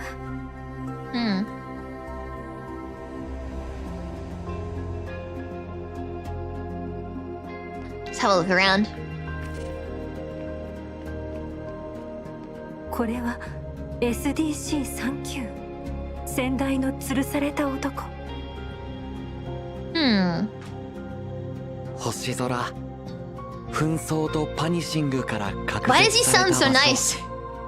磁力加速軌道はこの夢を叶えるために生み出された。天国へと続く橋、天国の橋と呼ばれるゆえん。修復された日には機械体はきっと人間と共にあの正解にたどり着けるだろう。その日が待ち遠しい。いけない。自意識の防衛システムが作動したわ。Time to kill. Okay, so to see what I remember from the combat, so Boring melodies, everlasting siege, the constrained cocoon, shatters at the sound of blue cold, pings. shattered illusions. Oh, yeah. これ I 以 remember. 上進むと無境の拒絶反応が激化する。でもここで立ち止まるわけにはいかないわ。 Let's go deeper. Come on. From up there, we can see every ocean, current, every mountain range, every forest and field. We can even make out the outlines of big cities. You really should see the night side. It's breathtaking.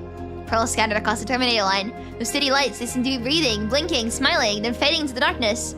I was lucky enough to have been to space and never get tired of saying, Earth, she's a masterpiece. Alexei Leonov, a cosmonaut and painter of the Newtonian era, first human to walk in space.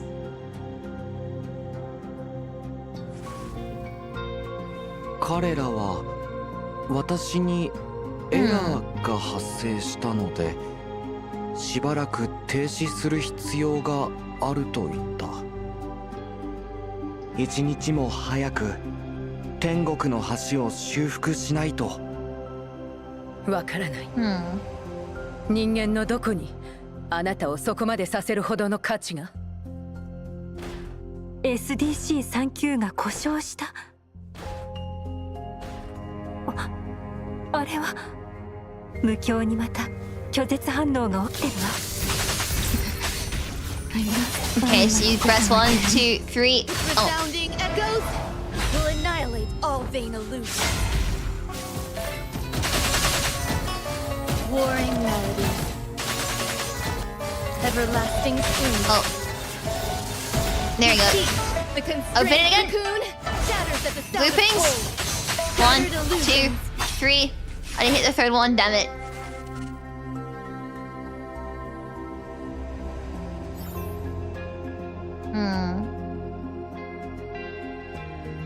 Oh. Her model is so pretty, man.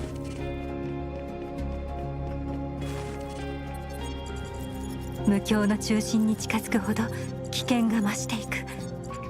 だとしてもあの違和感と原因をしっかり突き止めなくちゃ。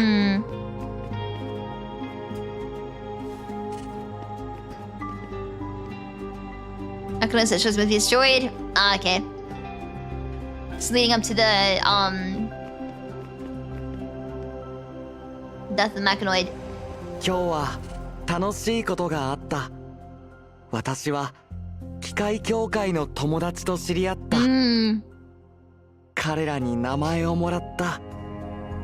吊るされた男。意味は理 It's making 解 me できな dizzy. い This が screen event is making me feel very dizzy. I've not had this happen before.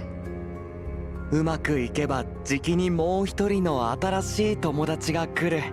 その子の名前は Yeah, that's her off ベ to ロ the ニ side as カ。 well. みんな仲良くしてやってほしい。Making me feel very dizzy. Oh god. 私が間に合っていれば。私が定期検査に行けば機械隊のみんなが検査を受けずに済むらしい。今回の検査で私のプログラムエラーがようやく修復されるかもしれないし、それにしても天国の橋はまだ完成してない。あなたたちが人間と一緒に正解にたどり着けたら地球に写真を送ってほしい。私は多分一緒に行けないかも。サンキュー、行かないで。 SDC-39 先代の吊るされた男はこうして犠牲に他の機械体の同胞を守るために自ら人間に殺されるなんて。ベロニカの人間に対する怒りの源はここかも。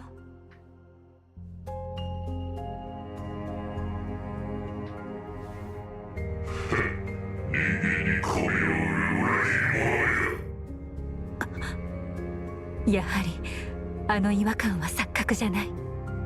誰かが仕向けたものだったのね。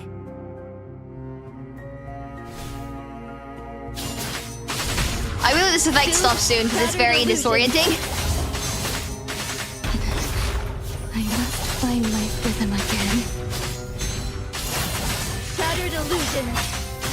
Its resounding echoes will annihilate all vain illusions. There we go. Warring melodies.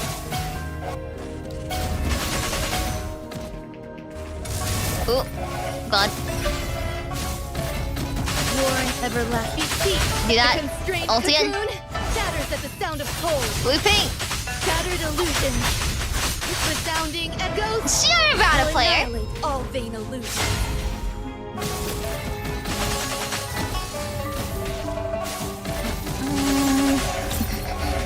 I must find my rhythm again.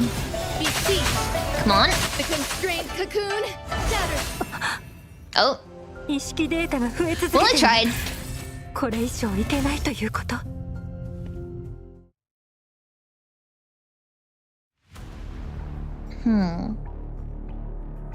The aggro stick of attention as the negotiation reaches an undeniable deadlock. Using a Babylonia background, Liv and you succeed in reaching out to the governor via the autonomous mechanoid stationed at the entrance of the administrative hall. Whoever's attitude proves to be quite bizarre. As a visitor from Babylonia, your starting point lies too far from the gravity well. The notion of kinship is nothing but empty rhetoric. Ah, it's the purple eyes again! Nevertheless, the young man's intentional manipulation of this bargaining chip is utterly perplexing. At your request for a meeting, he demands a secretive conversation and selects this unguarded location. Despite clearly holding all the aces, he still exhibits a clear sense of hesitation. Throughout the negotiation process, he has been outwardly enthusiastic about collaboration. However, as soon as specific details are broached, he swiftly resorts to dodging the conversation with a barrage of endless excuses. Consensus typically thrives on mutual benefit, yet he casually brushes aside every generous offer you present. What is it precisely that holds his true concern? I don't think you'll ever be content just being a puppet, Alexei. This has nothing to do with Veronica. He tosses out this curt response, then tilts his chin up, facing a scrutinizing gaze upon you. Resources and assistance. Is that really what Babylonia has to offer as leverage? The conversation circles back to where it started. Far from the typical way a consultation and negotiation should unfold. So, what are your demands? I have no demands. Leave the cowling mechanoid here and you and your companion depart immediately. This city was designed to be independent from the start. I have the option to ensure that I do not pose a threat to Babylonia. Hanying is her own will. I have no right to make decisions for her. As for the promise not to activate Bifrost, I need a way to verify it. Once the magnetic accelerator begins warming up, it unleashes high-energy reactions. Your sensor arrays should be able to confirm this without any difficulty. In the hours leading up to reaching the launch threshold, Aerospace City will be sitting duck for Longinus strikes. Once our little city no longer poses a threat, Babylonia will immediately lose interest, permanently orbiting high above, bestowing rebirth and meting out punishment as you deem appropriate. Instead of proclaiming the world, how satisfying it is to reign over it from the skies. He's twisting the truth. This isn't what you intended. What is he really trying to do? This isn't an accusation, but more like inflammatory propaganda. It's just so bad today. No, things shouldn't be like this. Alexei raises his arm like a showman commanding the audience's attention. It's already too late. Boom! The moment this thought flashes through your mind, the explosion ensues. Precisely calculated impact unleashes shockwaves and deafening rumbles. The shadows of the workshop contort, splinter, and dissolve under external pressure. Shards of metal cascade like molten droplets, scalding the atmosphere, as they disperse along erratic, intersecting trajectories towards the ground. Through smoke and dust, heavily armed soldiers emerge. At the front stands the resistance leader, the same one who previously approached Yulia. Go get them! His order turns out necessary. The armed soldier at the forefront already trained their sights on you the moment they reached the workshop. Instinctively, you reach for your holster. Regardless of how swift your reflexes are, it proves useful against such insurmountable odds. Check out the elite, always scheming away. In the end, we shouldn't have expected those high and mighty folks to care whether we live or die. The angry intruders close in on you rapidly. I should say live, but I'm gonna, you know...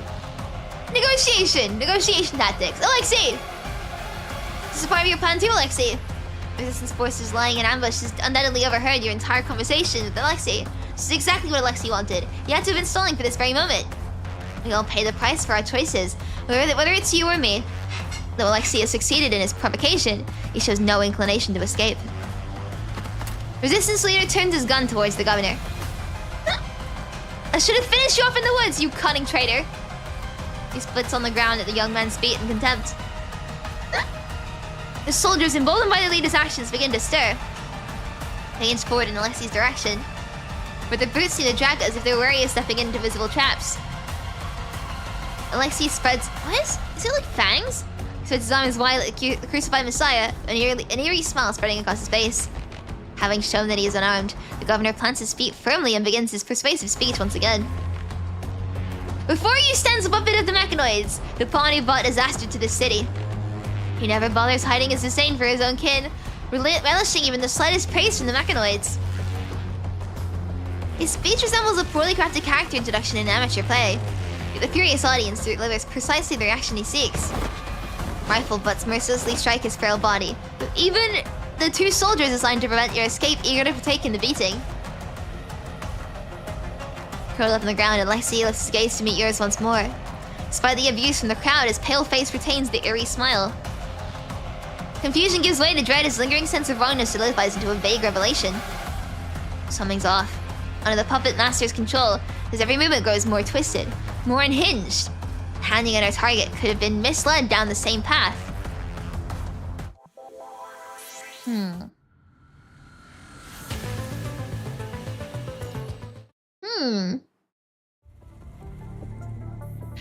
Hanying sneaks through the streets that were dead silent moments ago. The fate of the convoy and her recent discoveries suggest underlying tensions. If she never expected the situation would escalate into open warfare this soon. Just hours after entering the city, the chaos is already spiraling out of control. Led by mechanical guards, the engineering mechanoids force their way into deserted structures, rounding up humans en masse. People are torn from their work and forcibly taken away, their expressions a blend of fear and bewilderment as they grapple to comprehend the unfolding events. Something doesn't add up. The Resistance wouldn't willingly reveal their refuge. Veronica still relies on humans for resource collection, and the Bifrost project cannot be halted on a whim. What could have happened? Martial law protocol is in effect. Humans are advised to comply. Resistance will only create necessary procedural complications. Your cooperation is appreciated. The amplified announcement reverberates through the already deserted streets, its authoritative commands sounding oddly absurd in the silent emptiness. Hiding behind a charging station pillar, Hanying overhears human voices drifting through from the window inside. Shit, the tin cans tracked us down. Did the boss's operation slip up and give us away? Right as the ambush went well, given the traitor exactly what it gave that traitor exactly what he deserved. The boss also caught Babylonia commanded red-handed, making shady deals with that traitor. Looks like Spiky Head's really pissed off this time. Now she's sending troops to hunt us down, and those people too. Hey, we've already fired our first shot at victory. We're gonna find us sooner or later anyway. Time to give him hell. The answer to her question comes quickly, but it means Hanying must reassess the situation once more. Perhaps the Resistance had planned to ambush Alexei all along, leading to this misunderstanding with the commandant who went to negotiate. Perhaps something else had happened in between. Whatever the case, the attempt to ease tensions through the governor's mediation has failed. While she finds this outcome not surprising, confronting Veronica has become all the more urgent. Will the Resistance ensure the Grey Raven commandant's safety? A sudden disturbance erupts, yanking her from her thoughts back to the deserted streets. What's wrong with you? Keep shooting! There are way too many of them. We cannot back their gunfire. My arm!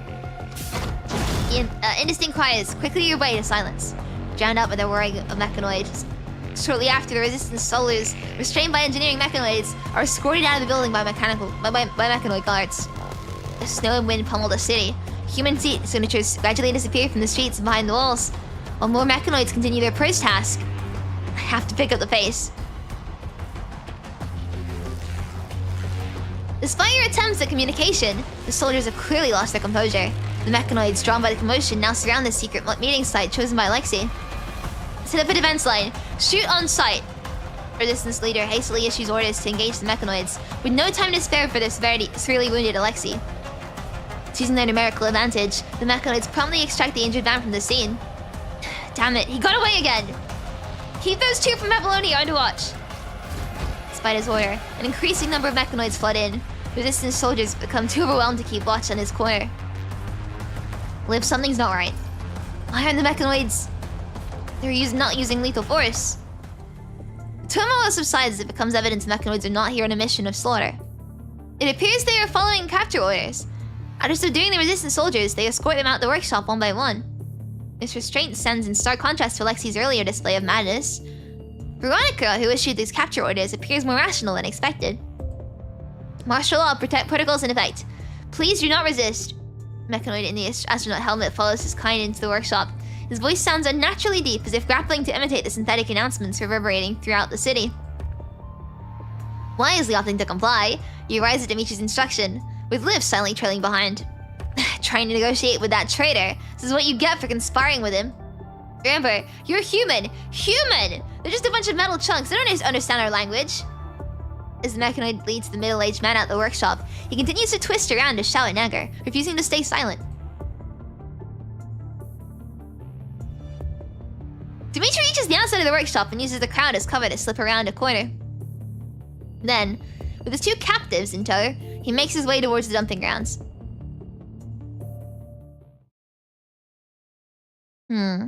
Hanying has imagined many possible locations, bunkers, hideouts, even sanctuaries like the chapel housing the Great Tower.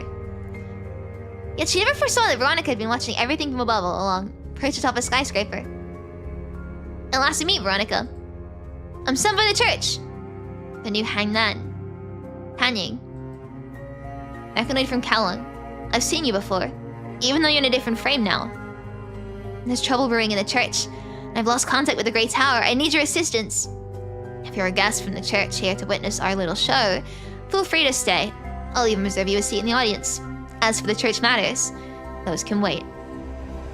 But if you intend to interfere, I won't show any mercy. A crimson glow flickers Veronica's eyes. Why do you have to capture those humans? So you're here to plead for them too. Hanying, I assume you know the full story. Despite humans massacring mechanoids, you still have to plead for them. Veronica's piercing gaze cuts through the air, its coldness surpassing even the howling blizzard outside. If you wish to join me in building this true new world, you're welcome to stay. But if you insist on defending humans, there's nothing left to discuss. This true new world. The city is a tower perched on the highest peak, and we're on the brink of reaching out to the true new world. What about our fellow mechanoids who lost their lives? Mechanoids have no afterlife. The concept of death does not exist for mechanoids. However, if humans and mechanoids truly go to war, victory isn't guaranteed for us mechanoids. And with the punishing rice looming outside... I see you stand firm in your position. Before Hanying can finish her thoughts, Veronica turns and leaps off the building. But... is this truly the new world? Confronted with the biting blizzard, Hanying stands where Veronica stayed moments ago, overlooking most of the city below. The mechanoids continue executing Veronica's orders while scattered resistance soldiers fire from afar. The ground is strewn with mechanoid parts and human blood. Hanying's thoughts drift to that distant afternoon when her old frame activated in Xavier's laboratory.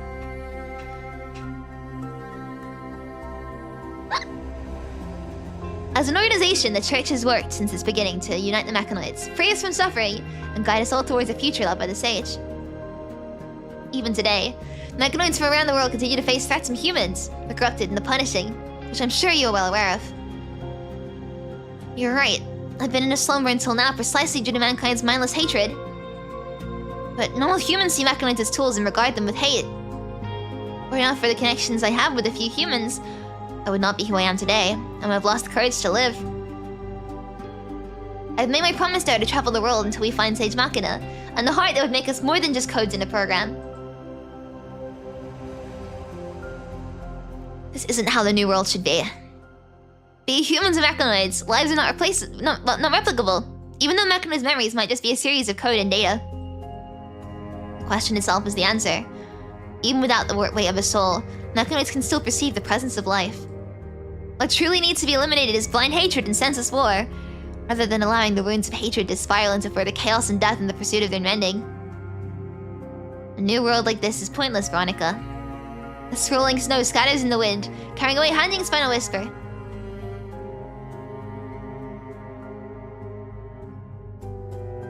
Dimitri brings the conflict and the human commandant to the new hideout, having cleverly chosen a different workshop. The refugees have been relocated here as well. The girl in the wheelchair sits alone in the shadows, gesturing for Dimitri to give her his report. The resistance misinterpreted the commandant's attempt to negotiate a deal with Alexei, leading to them to launch an attack. Why did you go out of your way to bring them back? I could have gotten you killed. She clutched the wheelchair, arms grasped tightly, her blue veins starkly visible against her skin. After all these years with Dimitri, she can't bear the thought of losing him. I'm sorry, Miss Eula. I didn't think it through. Dima. Yulia lets out a weary sigh. We don't need to get involved in this conflict. We've attempted to calm tensions for the refugees' sake, but now the conflict is clearly spiraling out of our control. Neither the Resistance nor Veronica are willing to listen to us anymore. I don't want to see you caught up in their conflict, Dima. You'll end up killed just like SDC39. Yulia keenly senses the mechanoid's silent protest. I don't want to do this, but you promised you would follow my orders, Dimitri. It's rare for her to use the mechanoid's full name instead of the nickname. It's like a parent scolding their kid. When they hit you with the full name, the Ushio Ebi, then you know it's serious. I order you to cease your interference in the conflict between Babylonia, Resistance, and Veronica. I'm sorry, Miss Eula. I don't want to follow this order of yours. Dimitri! I apologize for letting you down, Miss Eula, but this city has been your home all this time.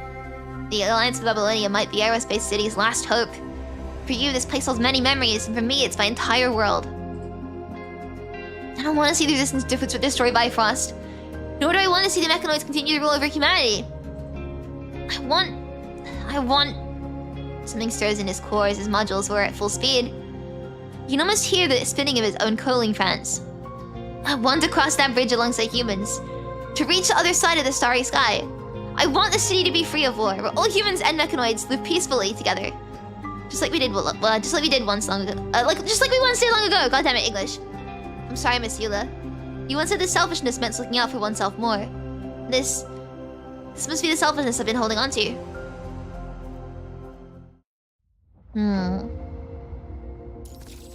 Nice. Pretty sky! The setting sun hangs low over the dumping ground and the city's outskirts, enveloping the metallic graveyard in a somber, golden hue. In contrast to the cities ablaze, with firefights between hunters and their prey, this place feels like a separate world sealed off behind a mystical barrier. Veronica walks past numerous mechanoid remains, each a testament to her kin's suffering still away in this place. This place has always been somewhere she wished to avoid, and she's always known about all the secret hideouts scattered throughout this graveyard. The mechanoid that regularly pays respect to this plaza shelters refugees and partially awakened machines who defy our orders. During the early days of the New Order's formation, Veronica turned a blind eye to Dimitri's defiance. Somewhere deep inside, she realized that even mechanoids shouldn't be confined to a single interpretation of the future. However, the current turmoil no longer allows any room for tolerance and mercy. To the city, visitors from Babylonia will always be seen as outsiders. The humans foolishly fighting against overwhelming odds neither should nor can become obstacles in her path. As for those mechanoids who believe they possess independent consciousness, hacking into them is merely child's play for an awakened machine like her. Her grip tightens further around the lens. Yulia and Dimitri seem to be arguing on the other side, but the noise from the crowd makes it impossible for you to discern what they're saying.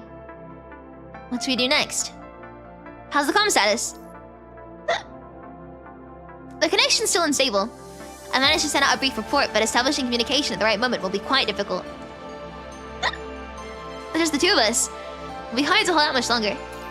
But if Babylonia's military gets involved, it might escalate the conflict even further. Any words from Hanying? Nothing yet. Dimitri and Yulia seem to have a little dispute. After which Dimitri quietly steps away from the hideout. The still able-bodied refugees form a defensive line along the perimeter, yet the disorganized arrangements starkly contrast with the disciplined formations of the resistance forces. The hideout is no longer secure, and the situation grows more dire by the minute. If Hanying can successfully convince Veronica... Oh wait, did I misread?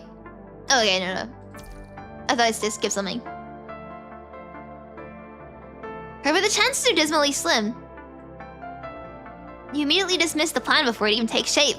Yet to say these refugees, there's no choice but to patiently wait for that uncertain message.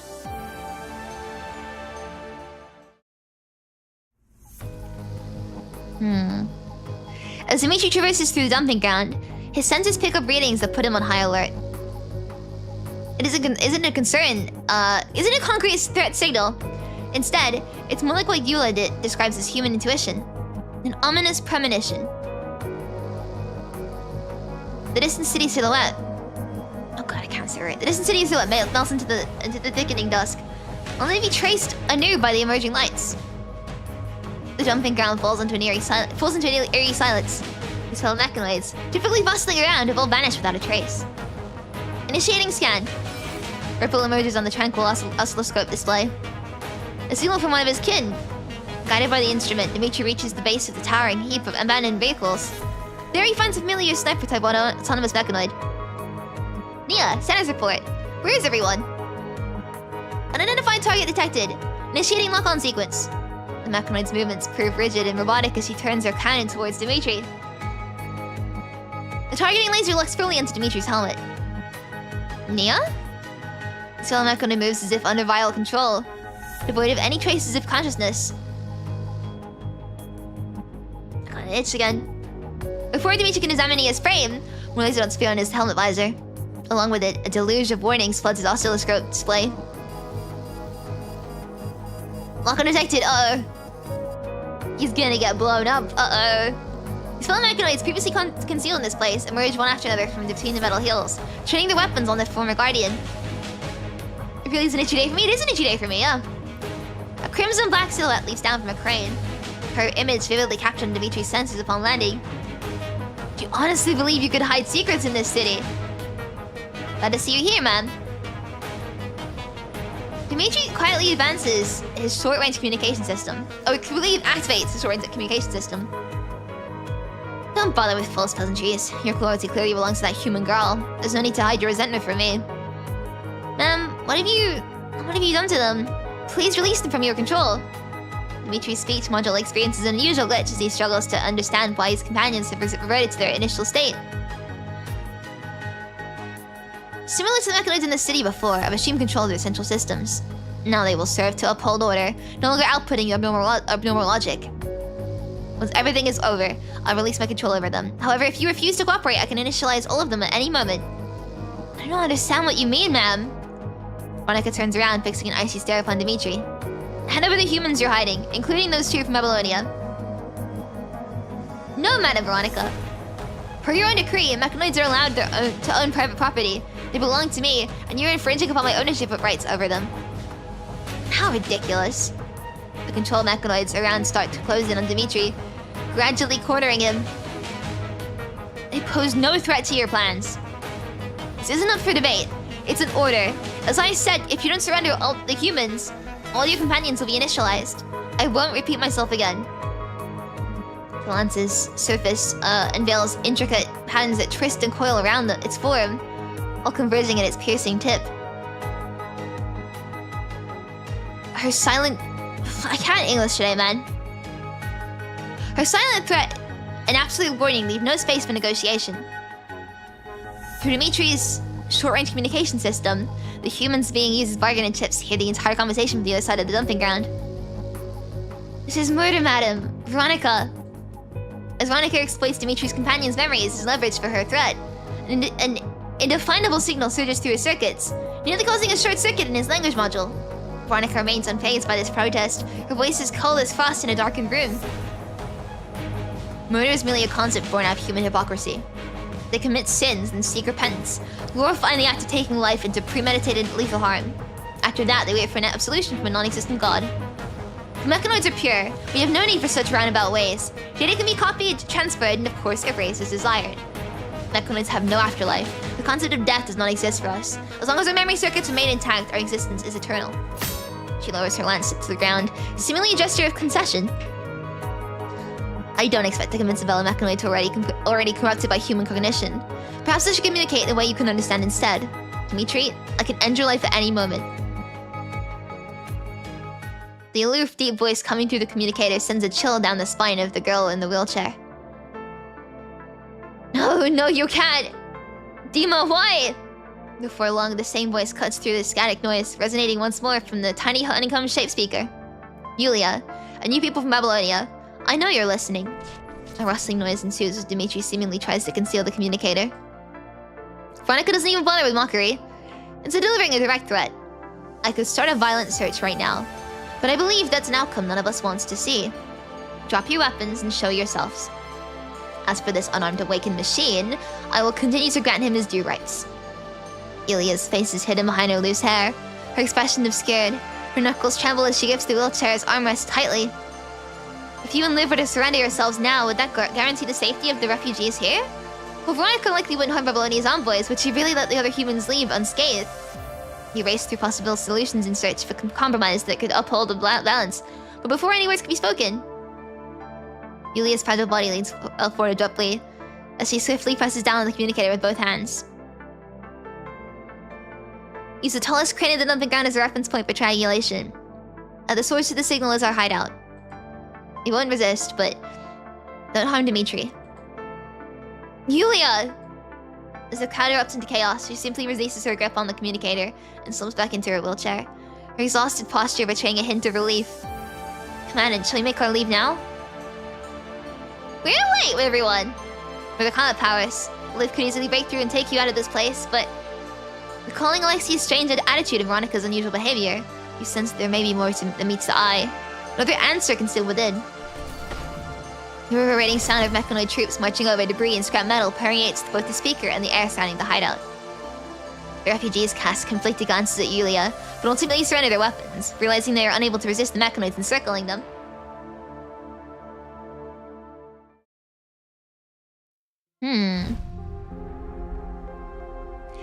Even though the progress of civilization is long been put on pause, the city's automated facilities persist in faithfully carrying out their programming. Beneath the expanses of sky, life flickers to life gradually as night descends, bestowing an eerie tranquility upon the steel jungle of the city. It stands there like an abandoned cowling marketplace, only seen in dreams, where time fades away amidst flickering lights and dancing shadows. Nevertheless, Hanying has no time to linger around, hurriedly making her way towards the dumping ground. With Veronica having subdued the majority of the resistance forces in the city, her final destination is clear. A transmission signal? A strange soaring signal keeps requesting to establish communication. Hanying? Is this Hanying? Some familiar voice comes through the communication channel. May I ask who... Sorry, this is an emergency broadcast channel. Time initially fragmented, the words struggled. I think this been anime? The words struggled through static interference, only to gain clarity shortly after. I'm currently using an emergency broadcast channel. Apologies for causing any interference with the reception frequency. It's Alexi! Her disbelief is palpable, evident in transition as she struggles to trust her own judgment. Yes, Hanying. It's regular art, Alexi! I don't have many questions, but there's no time for explanation. I'm personally making this request, and I genuinely seek your assistance. His voice is barely above a whisper, trembling under pressure, a complete departure from his previous flippant and manic demeanor. Please go on, I'm listening. Veronica has taken control of the mechanoids at the dumping ground and abducted all the refugees sheltered there. What? Her worst fears have come to pass, yet what astonishes her the most is that this intelligence comes from the governor himself, the very same puppet who has shown nothing but contempt for humans. What about the two visitors from Babylonia? They've been taken away as well. Veronica must be holding them in Hangar 3C at the spacecraft docking area. This is urgent, so please, you have to trust me. I will not stay lucid for long. Hangar 3C at the spacecraft docking area. Please don't let Veronica make an even greater mistake. His voice sheds its prior madness, and I'm viewed with a profound and unwavering strength. I cannot fully trust you. Beckoner cannot lie. Having confronted this human who has undergone such a remarkable transformation in demeanor, Hanying struggles to place complete trust in him. I'm sorry, but there's no time for more explanations. I'm not sure how long I can stay clear-headed enough to talk. I'll give you the access key to the administrative hall. It's clear of any ambush, and I trust you've already scouted the area. In tone brimming with urgency, he rapidly rattles off a long sequence of access codes. Please do whatever it takes to stop Veronica. Don't let her make an even graver mistake. I'll go check it out. And though she holds the air at her end, she never wavers in confronting danger head-on. After her response, the channel falls completely silent. Not even the slightest static noise can be heard, leaving her to wonder if the connection has been cut. Alexi? And please don't harm her. The conversation cuts off abruptly, as if severed by some unknown force. With it, Hanying has already rushed back to the dumping ground.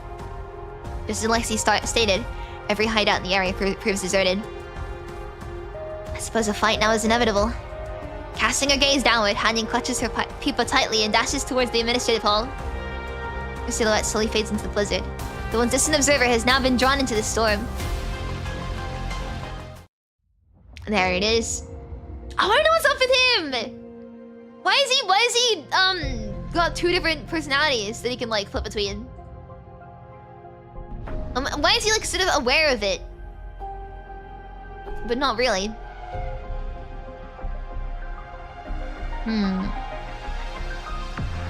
Oh. I think I'm gonna call it here for now. I'm gonna call it. It's been what is it? 3.5 hours, we're over halfway through. No, wait, are we? Yeah, we're halfway through. What did I say otherwise? God, okay. I'm gonna, Relax. I'll take care of you. Don't be so hard on yourself. Thanks, Lee. Rest a while. Thank you, Lee. Mostly because I feel my throat getting really, like, tight. How much I've been talking today. Anyway, I'll call it here for now. I'll pick this up again. So I want to stream, I'll be streaming Wanchi's patch as well. Which is, I'll be streaming it probably on Monday. Because he comes out in like 2 days or something. I think he goes out on Thursday. Yeah. Anyway, thank you for coming! And thank you so much, Kurogans, for sponsoring the stream. Play PGR. Link is in the description and also pinned. You should do it. It's good. It's free. I've been playing it for years. I will see you guys for Wanchi with my Wanchi funds that I've been able to spend like 9,000 tickets today. I think it was. I think. So I got the world's biggest skip book on Hanying. And now knowing my luck, I'm gonna go to pity on Wanchi like both times.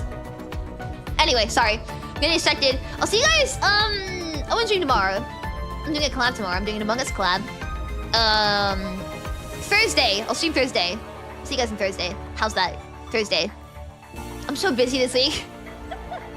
Anyway, thank you for coming. I'm gonna go and lie down. Oh boy, my throat hurts. Anyway, yes. Good night, everyone. Thank you for coming. Bye.